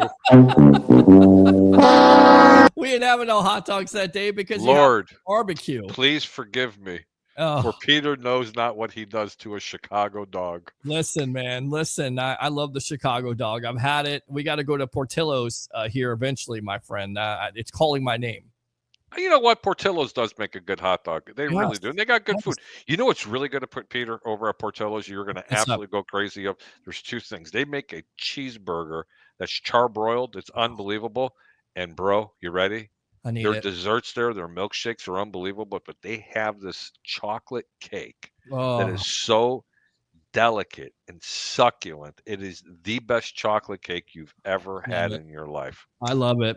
I'm unbelievable. Telling you, I had such a bad day at work. I was like, what do you do when you have a bad day at work? Like I take my dog to McDonald's and get him a cheeseburger. Doesn't always work out that well. But it makes me feel good because he feels good. Your roommates are going to hate you getting that dog a cheeseburger because I know what a McDonald's cheeseburger does to me. Well, you give him fries and it's like heroin. And then the other thing for me was I said, okay, well, here's what I'm going to do. And Alex, I know you're calling in, so call back in just a little bit here after I finish this thought. But I got milk, I got Cocoa Pebbles, and I had cereal for dinner, and I had cookies. You know why? Because I had a bad day. So it was sweets. Makes me feel better. I got energy, albeit not for long because I'm getting tired myself here. All right, let's go out to Joe Sway. Leo looks like he taught at Jesuit High School next to Ray J. He was a teacher there. I don't know about Jesuit, but thanks for the shout out, brother Peter Blake. Absolutely, my friend. Congratulations. I can't say enough about what you've done with Bucs life and being a great fan and also being a great person to have the sports web after the previous platform that we worked at and just welcoming the sports web, the evolution of sports talk television. We appreciate that. Edge rushers, I look at their footwork first. You can develop moves, but if you have poor footwork, you will be JTS. There you go. Good point. Braswell couldn't get to the quarterback in the college level. He will never turn into a good pass rusher. This is the reality. I think you're down on him. You look at Nolan Smith, who had 1 sack and then has 11. Yeah, I'm not sorry on him. Joe Sway, NCAA Division I athletes don't go to class, especially those that are going pro soon. And that's not necessarily true. That's generalization at this point. No. Is it 10-10 back to sports? It certainly seems like it's back to sports. 10-10 a.m. blast from the past. Yes. And, by the way, there used to be a show called The Sports Mob. Yours truly, along with Jenna Lane, and The Godfather, who we've had on this show. And, of course, Sean the Sports Don is where I met him a long time ago. His birthday is coming up here in the next couple days. Get that cat off the counter. Yeah, don't you be eyeballing my cat, bro. Yeah. I go to the baseball game after a bad day at work, unlike you two guys. Well, listen, I got to work. I got to produce a show. Now, I would love to go to some baseball games, and I need to get with Alex to get some tickets. We all need to get some tickets and go. Me, you, Ray, L. Bushman, DJ Reeves. Yeah. All right. Let's go out to a blast from the past who we haven't heard from. And I don't know where you've been, my friend. You never were not welcomed here on the sports web. Mr. Ralph Williams, the bodyguard of the bird. Welcome, buddy. Hey, Ralphie. Hey, how you doing there, Peter, Harry? How's everything? I'm doing good, man. How are you Ralph, doing? you just made my night. You came on here. What are you doing, brother? Right now I'm watching Monday Night Raw, and I'm talking with you guys about some sports and enjoying my new home in Ocean City. Well, congratulations, my friend. You Ocean City, New Jersey? Maryland. Oh, Ocean City, Maryland. I'm sorry. Yes, it's Maryland. really nice out there. What's on your mind, Ralph? Well, I called about the game on Saturday. I like what I saw out of Teddy Bridgewater, and Kyle Trask might be in trouble here if this is, if they go with Bridgewater instead and Tampa Bay rids themselves of Trask. Trask hasn't really done all that great. And, I think, we'll see what happens the next game with him. Fair point. Well, I think he's going to have it's going to be a big game versus the Buffalo Bills. You're not going to play any starters. So, again, you're about to see, who's going to have the snaps and who's going to perform better. And I think you're right. I think Trask regressed the other night and has not looked good. And, again, I will put this point out there. They saw him in training camp, maybe not in the game situations, but in training camp. And they saw enough of him to where they said, you know what, we got to go get a guy who retired, who's coaching high school football. And by the way, if he's not suspended, he's still coaching high school football. But that's how much they thought of Teddy Bridgewater and how much. I'm going to make you a prediction, Peter and Rob. Go for it. Before week 1, they will have found another quarterback to possibly push on this roster. Won't be ready, but they will have found another quarterback. Okay. Well, I'm going to tell you right now, I'll make you a prediction. I'll make you a steak dinner or a Portillo's lunch prediction that Teddy Bridgewater will be the eventual backup and Kyle Trask will either be 3 or he'll be gone. Okay. Because they wanted Pratt to be the guy, and he hurt his back. And once again, it's about availability is your best ability. But again, there's going to be some really good number 2s getting released here really soon. No, you might be right. Oh, yeah. You might be right. Yeah, there's going to be people going all across, Harry. They're going to go everywhere. There's going to be people getting released who you don't expect to get released, and you might find that gem there. Yeah. Because let's be real, man, and I'm going to be right up front with you. Neither one of those two guys are making me excited. If God forbid something happened to our QB1 over here in Baker. Well, I would be, again, more confident if you need to win a game with Bridgewater because he's been able to do it. I get it. He's a journeyman quarterback, but he's not going to lose you games. Kyle Trask. He's reliable, Peter. He's reliable. That's what you need there, Ralph. What else, buddy? Yes. Well, the Steelers Saturday night made some mistakes that, cost them that win, and you guys came through. Tampa Bay came through with that game. And I was very impressed with that. I watched the press conference of Todd Bowles. I didn't realize how the media person calls out the person's name that's talking because they don't do that with the Steelers, with Mike Tomlin. So well, they do. I thought that's pretty interesting. That is interesting. And, of course, that is interesting. They do have some rules with, tweeting out and reporting on the joint practice. That's how tight-lipped the Steelers were. That's why nobody could get any reports unless you verify it with the player, which is crazy. That's crazy stuff there. But that's how, again, the tight-lipped the Steelers are. Let me ask you, you're a Steeler fan. Are you buying Aaron Rodgers? And for over under 5.5, is it over or under for Aaron Rodgers to start and finish and win a game for the Steelers? What do you think it is? Well, Aaron Rodgers has burned some bridges everywhere he's been. Pretty much. He's come in here with a new attitude, and I like the new attitude. I don't know if it's because he's got a new wife or if it's because he's got a new life. I don't know. But he's come in with a new attitude, and he's impressed me to where I'm gonna say +5. He's gonna make it maybe 3/4 of the season, and if he does get hurt, we have reliable Mason Rudolph to back him up. And you know what? I think he's going to be. I think the better question would have been how many ayahuasca retreats he was going to go on, over or under 5 between now and the end of the year. Yeah, I just don't think Mike Tomlin will deal with it. If there's any nonsense, and it seems like there is not at this point, but I just think Aaron Rodgers is seeing his best days. They are intriguing. They are very intriguing. Yes. You know something, Peter and Harry, they're Aaron Rodgers has had the luxury now of playing for 2 top-notch organizations in Green Bay and the Steelers. I mean, both organizations are practically the same in some perspective. Yeah. So Aaron Rodgers is a lucky guy. It's better to be lucky than good sometimes. And, he's... Well, that's what the Greek always says. I'd rather be lucky than good any day. Yeah, there you go. There you go. All right, Ralph, don't be a stranger, my friend, okay? We appreciate you. Hey, no problem. Thank you. All right, brother. Good stuff there. Yeah, we haven't seen him or heard from him, but I know he's got some things going on in the background, so absolutely great. Let's see. I never eat those bad carbs. Absolutely, Scott. You're the man. I remember the Sports Mom show. I hope you do, because that's where I started. I had a nickname of Spider. That was my nickname at the time. Nobody knew Peter Blake. Spider. There's a reason for that, and I'll explain that maybe when we reveal the shirt that we got coming out here in about a week and a half or sooner. Let's go, Peter. I'll buy you a ticket. Well, I'm looking for Alex here, but listen, you want to buy me a ticket? We got to buy everybody a ticket. We got to go as a gang here on the sports. I'm gonna. Don't forget, we're gonna come up with a new MAGA hat for everybody that's out there. Make sure you drop me a DM. We're gonna have the new MAGA hats. They're gonna be red and white, and it's gonna be "Make America Greek Again." And on the side, it's gonna say the Sports Web. Teddy Bridgewater deserves to be quarterback number 2. Kyle Trask has got to go. Clipboard Kyle number 3. I'd even get Mike DeRoche a MAGA hat. Probably would take it. The Bears look dangerous this offseason.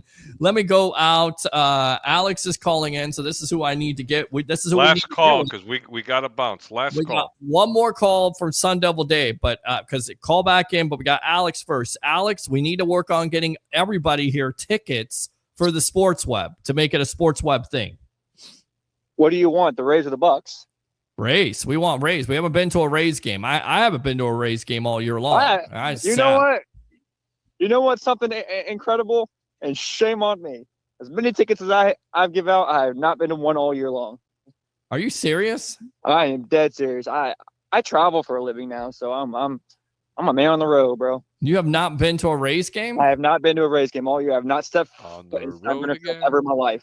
I can't wait to get on the road again. But listen, guys. Yes. First of all, great show. Let me go watch the Bucs again. Harry the Greek. I think this is the first time I've actually agreed with every single thing the Greek has said tonight. Stand by on that note. I got to put you on hold. They gave you too much anesthesia in the hospital there, kid. And listen, by the way, we're glad you're doing better, and we hope that this show makes you laugh and really appreciate it. Hey guys, yes.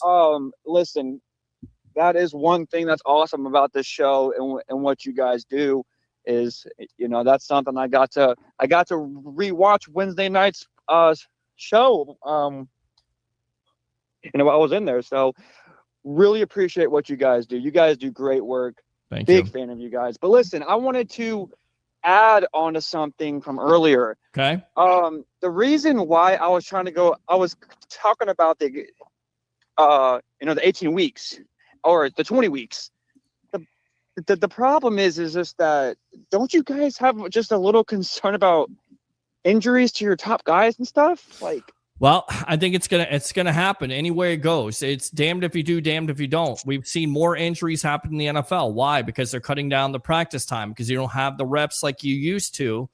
So, yeah, does it help? No, it doesn't. But here's the reason why most likely the Players Association is going to agree to it. What they always agree to. It's money. They're going to get more money. The NFL owners are going to entice them to do it. They're going to have to do it. And that's how it's going to work out. That's how it's always going to work out. It's all about the money. Hey, Harry the Greek, before I get out of here, guess where I'm going in 20 days? Where are you going? Wrigley Field. I'm going to Chicago, baby. You look really different with the no glasses on, by the way, dude. I'm going to really, really weird. It's cool, ain't it? It's odd looking. It's like me without a beard at this point. Of course, you know, Pete, I only started wearing glasses like 5 years ago. Well, that's when I met you, so I'm used to it now. So when you don't have glasses on, it's just like look at this. Look at this. Look at Harry without glasses. Look. You look like a totally different person. You're bro. like a totally different person. Yeah. All right, Alex. Appreciate the call. No real wrinkles. Thanks, How about guys. that, Pete? All right. Wrigley Field? You need Yeah. to stay in Wrigley Field. Hey, Alex, And make sure, because I know you're listening, when you go to Chicago and you go to Wrigley, you want to Hold on, walk son, double. north on Sheffield yes, that's and just hang out. Just there for about, I don't know, a couple hours. all right. You'll Thanks. have a a lot. really good time. Yeah, I'm sure he will. Don't listen to him at all. Shaking my head, No Alex. problem. excuse, Tell I've him you been love to the road ketchup on your hot dog. all season long. Shut up. I've been to I've been to 4 games. Revoke his fan card. Come on now, Joe Sway. Let's not do a pissing contest here on the sports web. Wait till he goes live for the first time. Throw a quarter at him. We shut up, Joe Sway. Y'all complaining about more football games. Shocker. We're not complaining about football games. What we're worried about is the health of the football players. But again, it comes back to what, Sun Devil Dave? It comes down to NFL money. doesn't care about the players. They don't. Right? They What's don't. up, Dave? Great job. Hey guys, great. Harry, good to hear from you again. You as well, I'm sir. I'm planning the Super Bowl parade going to Chicago in February. Yes. So we're getting ready for the Super Bowl. Just kidding. I was really excited about that Sunday night game. though. Greg I mean, Olson it was really amazing. excited about it, but somebody has to tell Greg he's not a Bear. Second, it's a preseason game. So I know. You know how it is. Yes, I do. There's always that chance, but I don't want to say the T word transition, because I know that Harry doesn't like that. We talk about politics, right? So I want to say we need to talk about the Tampa Bay Rays. Okay. Situation about going to a game. Yes, we The need problem. to. Let's do it. I haven't gone to a game either. Here's the problem. Number one, I think we're in the hottest summer ever. It's still like 108-degree real feel at like 7 o'clock. Well, let's go at night. Or that. I mean, even at Yeah, night. it's only 103. Who gives a shit, We'll right? wear a What's the tank difference? top. I don't know. Right. We'll We'll wear a black wife beater. We'll do a Chicago White Sox style. Oh yeah, wear sure. black That wife will really be popular. Good Only stuff. good guys wear black. You tell them, Dave. That's good enough to suck right there. Yeah. But here, okay. Number two, here's the other problem. When I'm looking on StubHub, like let's say this Cardinal game So Bob. next week, Yeah. the Cardinals, Yeah. it's like the cheapest tickets are like $80 to $100. Okay, Wow. that's another problem. You want to spend $100?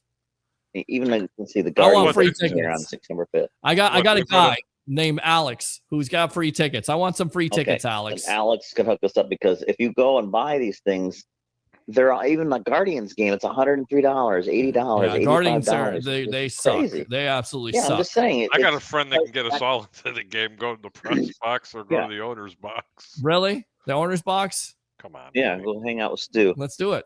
Yeah, let's Yeah, not still in hang out. charge, Let's right? not hang out with Stu. Let's Oh, not you wanted do a that. hang stew? Is that what you're talking about? Putting No, on don't there? even put that there. Don't even put Hang that Ricketts out there, because I don't want. No. I'm kidding. I'm kidding. Right, I'm kidding. right. Let's see. Laugh my ass off. The humidity that kills us. It is, because it's 100 degrees. It's It's still 100 sticky as hell. 115 heat index. It's Right. like my kitchen on Saturday night. Everything burns. It's the reason why I Yeah. want to make a shirt that says not thick thighs save lives. It's air fryers save lives. Because if I didn't have an air fryer, I Oh, would have burned a God. grilled cheese. Peter, you could burn boiling eggs. Dave, what's on your mind, brother? Yes. I was trying to figure out a way we could all. I like to go Burn to my the brain to the cells on game. that. What, dude? Another thing about What? the season, the 20-game season, it sounds great. I just don't think the NFLPA will go for it, because I think the guys are like, look, now you're pushing. I know a lot of those guys will be wrapped up before the playoffs. I understand that, but I just think that I the bet you 20 they'd go season for it if they be a little tough. expanded. Huh? I bet you they'd go for it, Dave, if they expanded the rosters and they expanded the amount of playoff teams. Yeah. Probably would. So you And go they, with 8-team playoff, 20 games, 8 teams in. No Yeah, bye and week, then and buys, you know, no, seed. add an extra bye week. and make concessions on Right. marijuana Oh. too. That's exactly what Right. they're going to do. Even more of. You can do that. So, but I was thinking about expanding it to 8 teams to make the playoffs as well. Yeah. 20-game season. Right. You do those joint practices, maybe one preseason game. You start in Labor Day, and I was thinking maybe that Labor Day weekend you do a lot of like late afternoon, night games for like the great point other cities. Sure. And then you could go, hey, Labor Day weekend, screw college football. I know they'll probably be upset, but great point. Labor Day weekend. You have games Saturday, Sunday. You'd watch games on Labor Day, NFL Labor Day, right? Of course they would. Sunday night at 7 o'clock. Of course. Right. Absolutely. Monday night, Labor Day. Everyone's at home. Monday night football, Labor Day. Yeah. Let's do it. Let's do it, man. I mean, let's it's do a it. Slam dunk. So all right. That's really all I got. I know you guys want to wrap it up. So yeah, Sun Devil, what do we say? You guys are amazing. Thank you. It was a great preseason weekend. I'm so excited for the Bucs and the Bears and all the other It was teams. a lot of fun. Dave, are you going to get one of my hats when I make them? The MAGA hats, yeah, but you should probably go with I was thinking, why don't you go old school White Sox colors? Yeah, good guys wear blacks. No, but seriously, wouldn't that be a cool hat? The MAGA hat, and the G would be the phonetic of the Greek G. Make America Greek again. I mean, I think it'd be cool. Sure. All right. How do we end off? This you want to make money, bro. So how do we end off Sun Devil, Dave? I'm gonna make a prediction first. I'm gonna say Bucs and Bears NFC Championship game. Love it. 2025. Nice. We'll see what happens. You guys are amazing. Great show as always. Thank you for being on air. Your analysis is great. I love everything you guys are doing. And thank you for wasting my time. And goodbye forever. And go Bucs. Go Bears. Love it. I love it. That's how you end up. All right. We'll read the rest of these comments. Josue, laugh out loud. The humidity will kill us. Seattle series, that would be a big series. But you will be out there in the same heat as the Bucs games. Yes, I'm credentialed media, so it's different. I'm not out there all day long. I'm in the press box eating every food imaginable. That interferes with baseball watching on Labor Day. No thanks. And Aloha Greek, let me go out to Instagram live here. Our good buddy there, Ed Gross. Peter the Great and the Greek, give me a shout out. Absolutely. I can't call in. I'm at work. He's pretty odd looking anyways. He ain't with the glasses, and the Tampa Bay Buccaneers are going to win the Super Bowl this year. And Scott Bradford right there, Hall of Fame Bucs fan right there. 20-game schedule. You have to have 2 bye weeks. They should do away with Thursday Night Football. Players Union should stand firm on that. I agree, but they're never going to get rid of Thursday Night Football, Pete. Because now you have what? Amazon. If the NFL could go 30 games and play a game every single day, they would do it. They would do it. Kidding me? They would do it. You've got Netflix. You're paying what, $75 million for Christmas games. You have Amazon Prime. The money is there. Isn't that some shit, Peter? Pardon the expression, but absolutely, it is. And last comment: let's go Buccaneers. Absolutely, let's go Buccaneers. So, what's your final thoughts, Pete? Final thoughts are: it was a great show tonight. I'm glad you got me through it because I was tired, and we got through it. We had a good day. We had a good night. And hopefully tomorrow, being hot at football games is way different than being hot at baseball games. It definitely affects. Again, I'm not out there all the time in the heat. I'm out there at the end of the game. You got to give me 30 to 35 minutes. I got to set it up. It is pretty hot to set all that stuff up, but I'm not out there all day long. I'm in the press box. So, Harry, give me some final thoughts. Final thoughts. God willing, Jalen McMillan's going to be fine. I don't think it's going to be as severe as what people think. Stop wondering why he was out at the game. I mean, what wide receivers weren't going to dress up? Again, he's a wide receiver 3 or 4. Don't sweat on this team, especially defensively. They're going to be just fine. They just need to get through one more preseason game. Buffalo should be just a walk in the park for them this week. It's on the week 1. I think a lot of great things are going to happen. Sorry about what's going on in the Tampa Bay organization regarding the Tampa Bay Rays. I don't ever want to talk about the uncertainty of where they're going to be playing again because it's literally driving me crazy. What are my other final thoughts? Oh, I got them. Keep your bets low and your returns high. It's coming up to football season. Love it. Good stuff. And we got some other things maybe to reveal here in the next couple weeks. We'll see. Oh yeah, maybe possibly. And where is Louis? I think he's in your basement. Throw the lotion down, okay? Give him the lotion, Dave. Tell him to rub the lotion all over his body. It puts the lotion on. David, I'm only messing with you, buddy. Hey, man, thanks to all the people that are out there throwing comments at us with questions. Because if it wasn't for you guys, we wouldn't be able to do this alone. Because I'd have to kill this guy. Trust me. Probably would. Yes, absolutely. Love you, Peter, brother. Love you too, man. It's been great. We'll see you Wednesday night. Seriously, everybody. I'm gonna hang out with Peter, and we're gonna go do the stand. We're gonna do the sound off together. And then sound off together in Portillo's. They're gonna do Portillo's too. Okay, we're gonna do Portillo's. All right, sounds good, bud. See you later.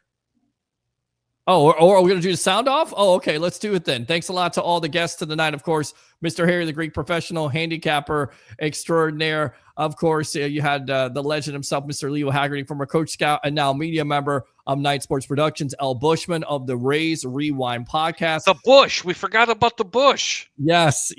Well, you're all amazing. Absolutely. Mars says, love you guys doing it. What we do for the Buccaneers all over the world. We love that all across the world. Of course, like and subscribe to the Sports Web on YouTube. Friend me on Facebook at Peter H. Blake. Friend him at Harry Berg, the Greek himself, and do three things. We'll keep it down because the roommates are kind of sleeping. Bring your passion. Bring your passion. Bring your, say it. Bring your excitement. Just don't bring any nonsense. I'm Harry the Greek. That's Peter Blake. Thanks for tuning in, everybody, and have a great evening. We'll see you Wednesday night.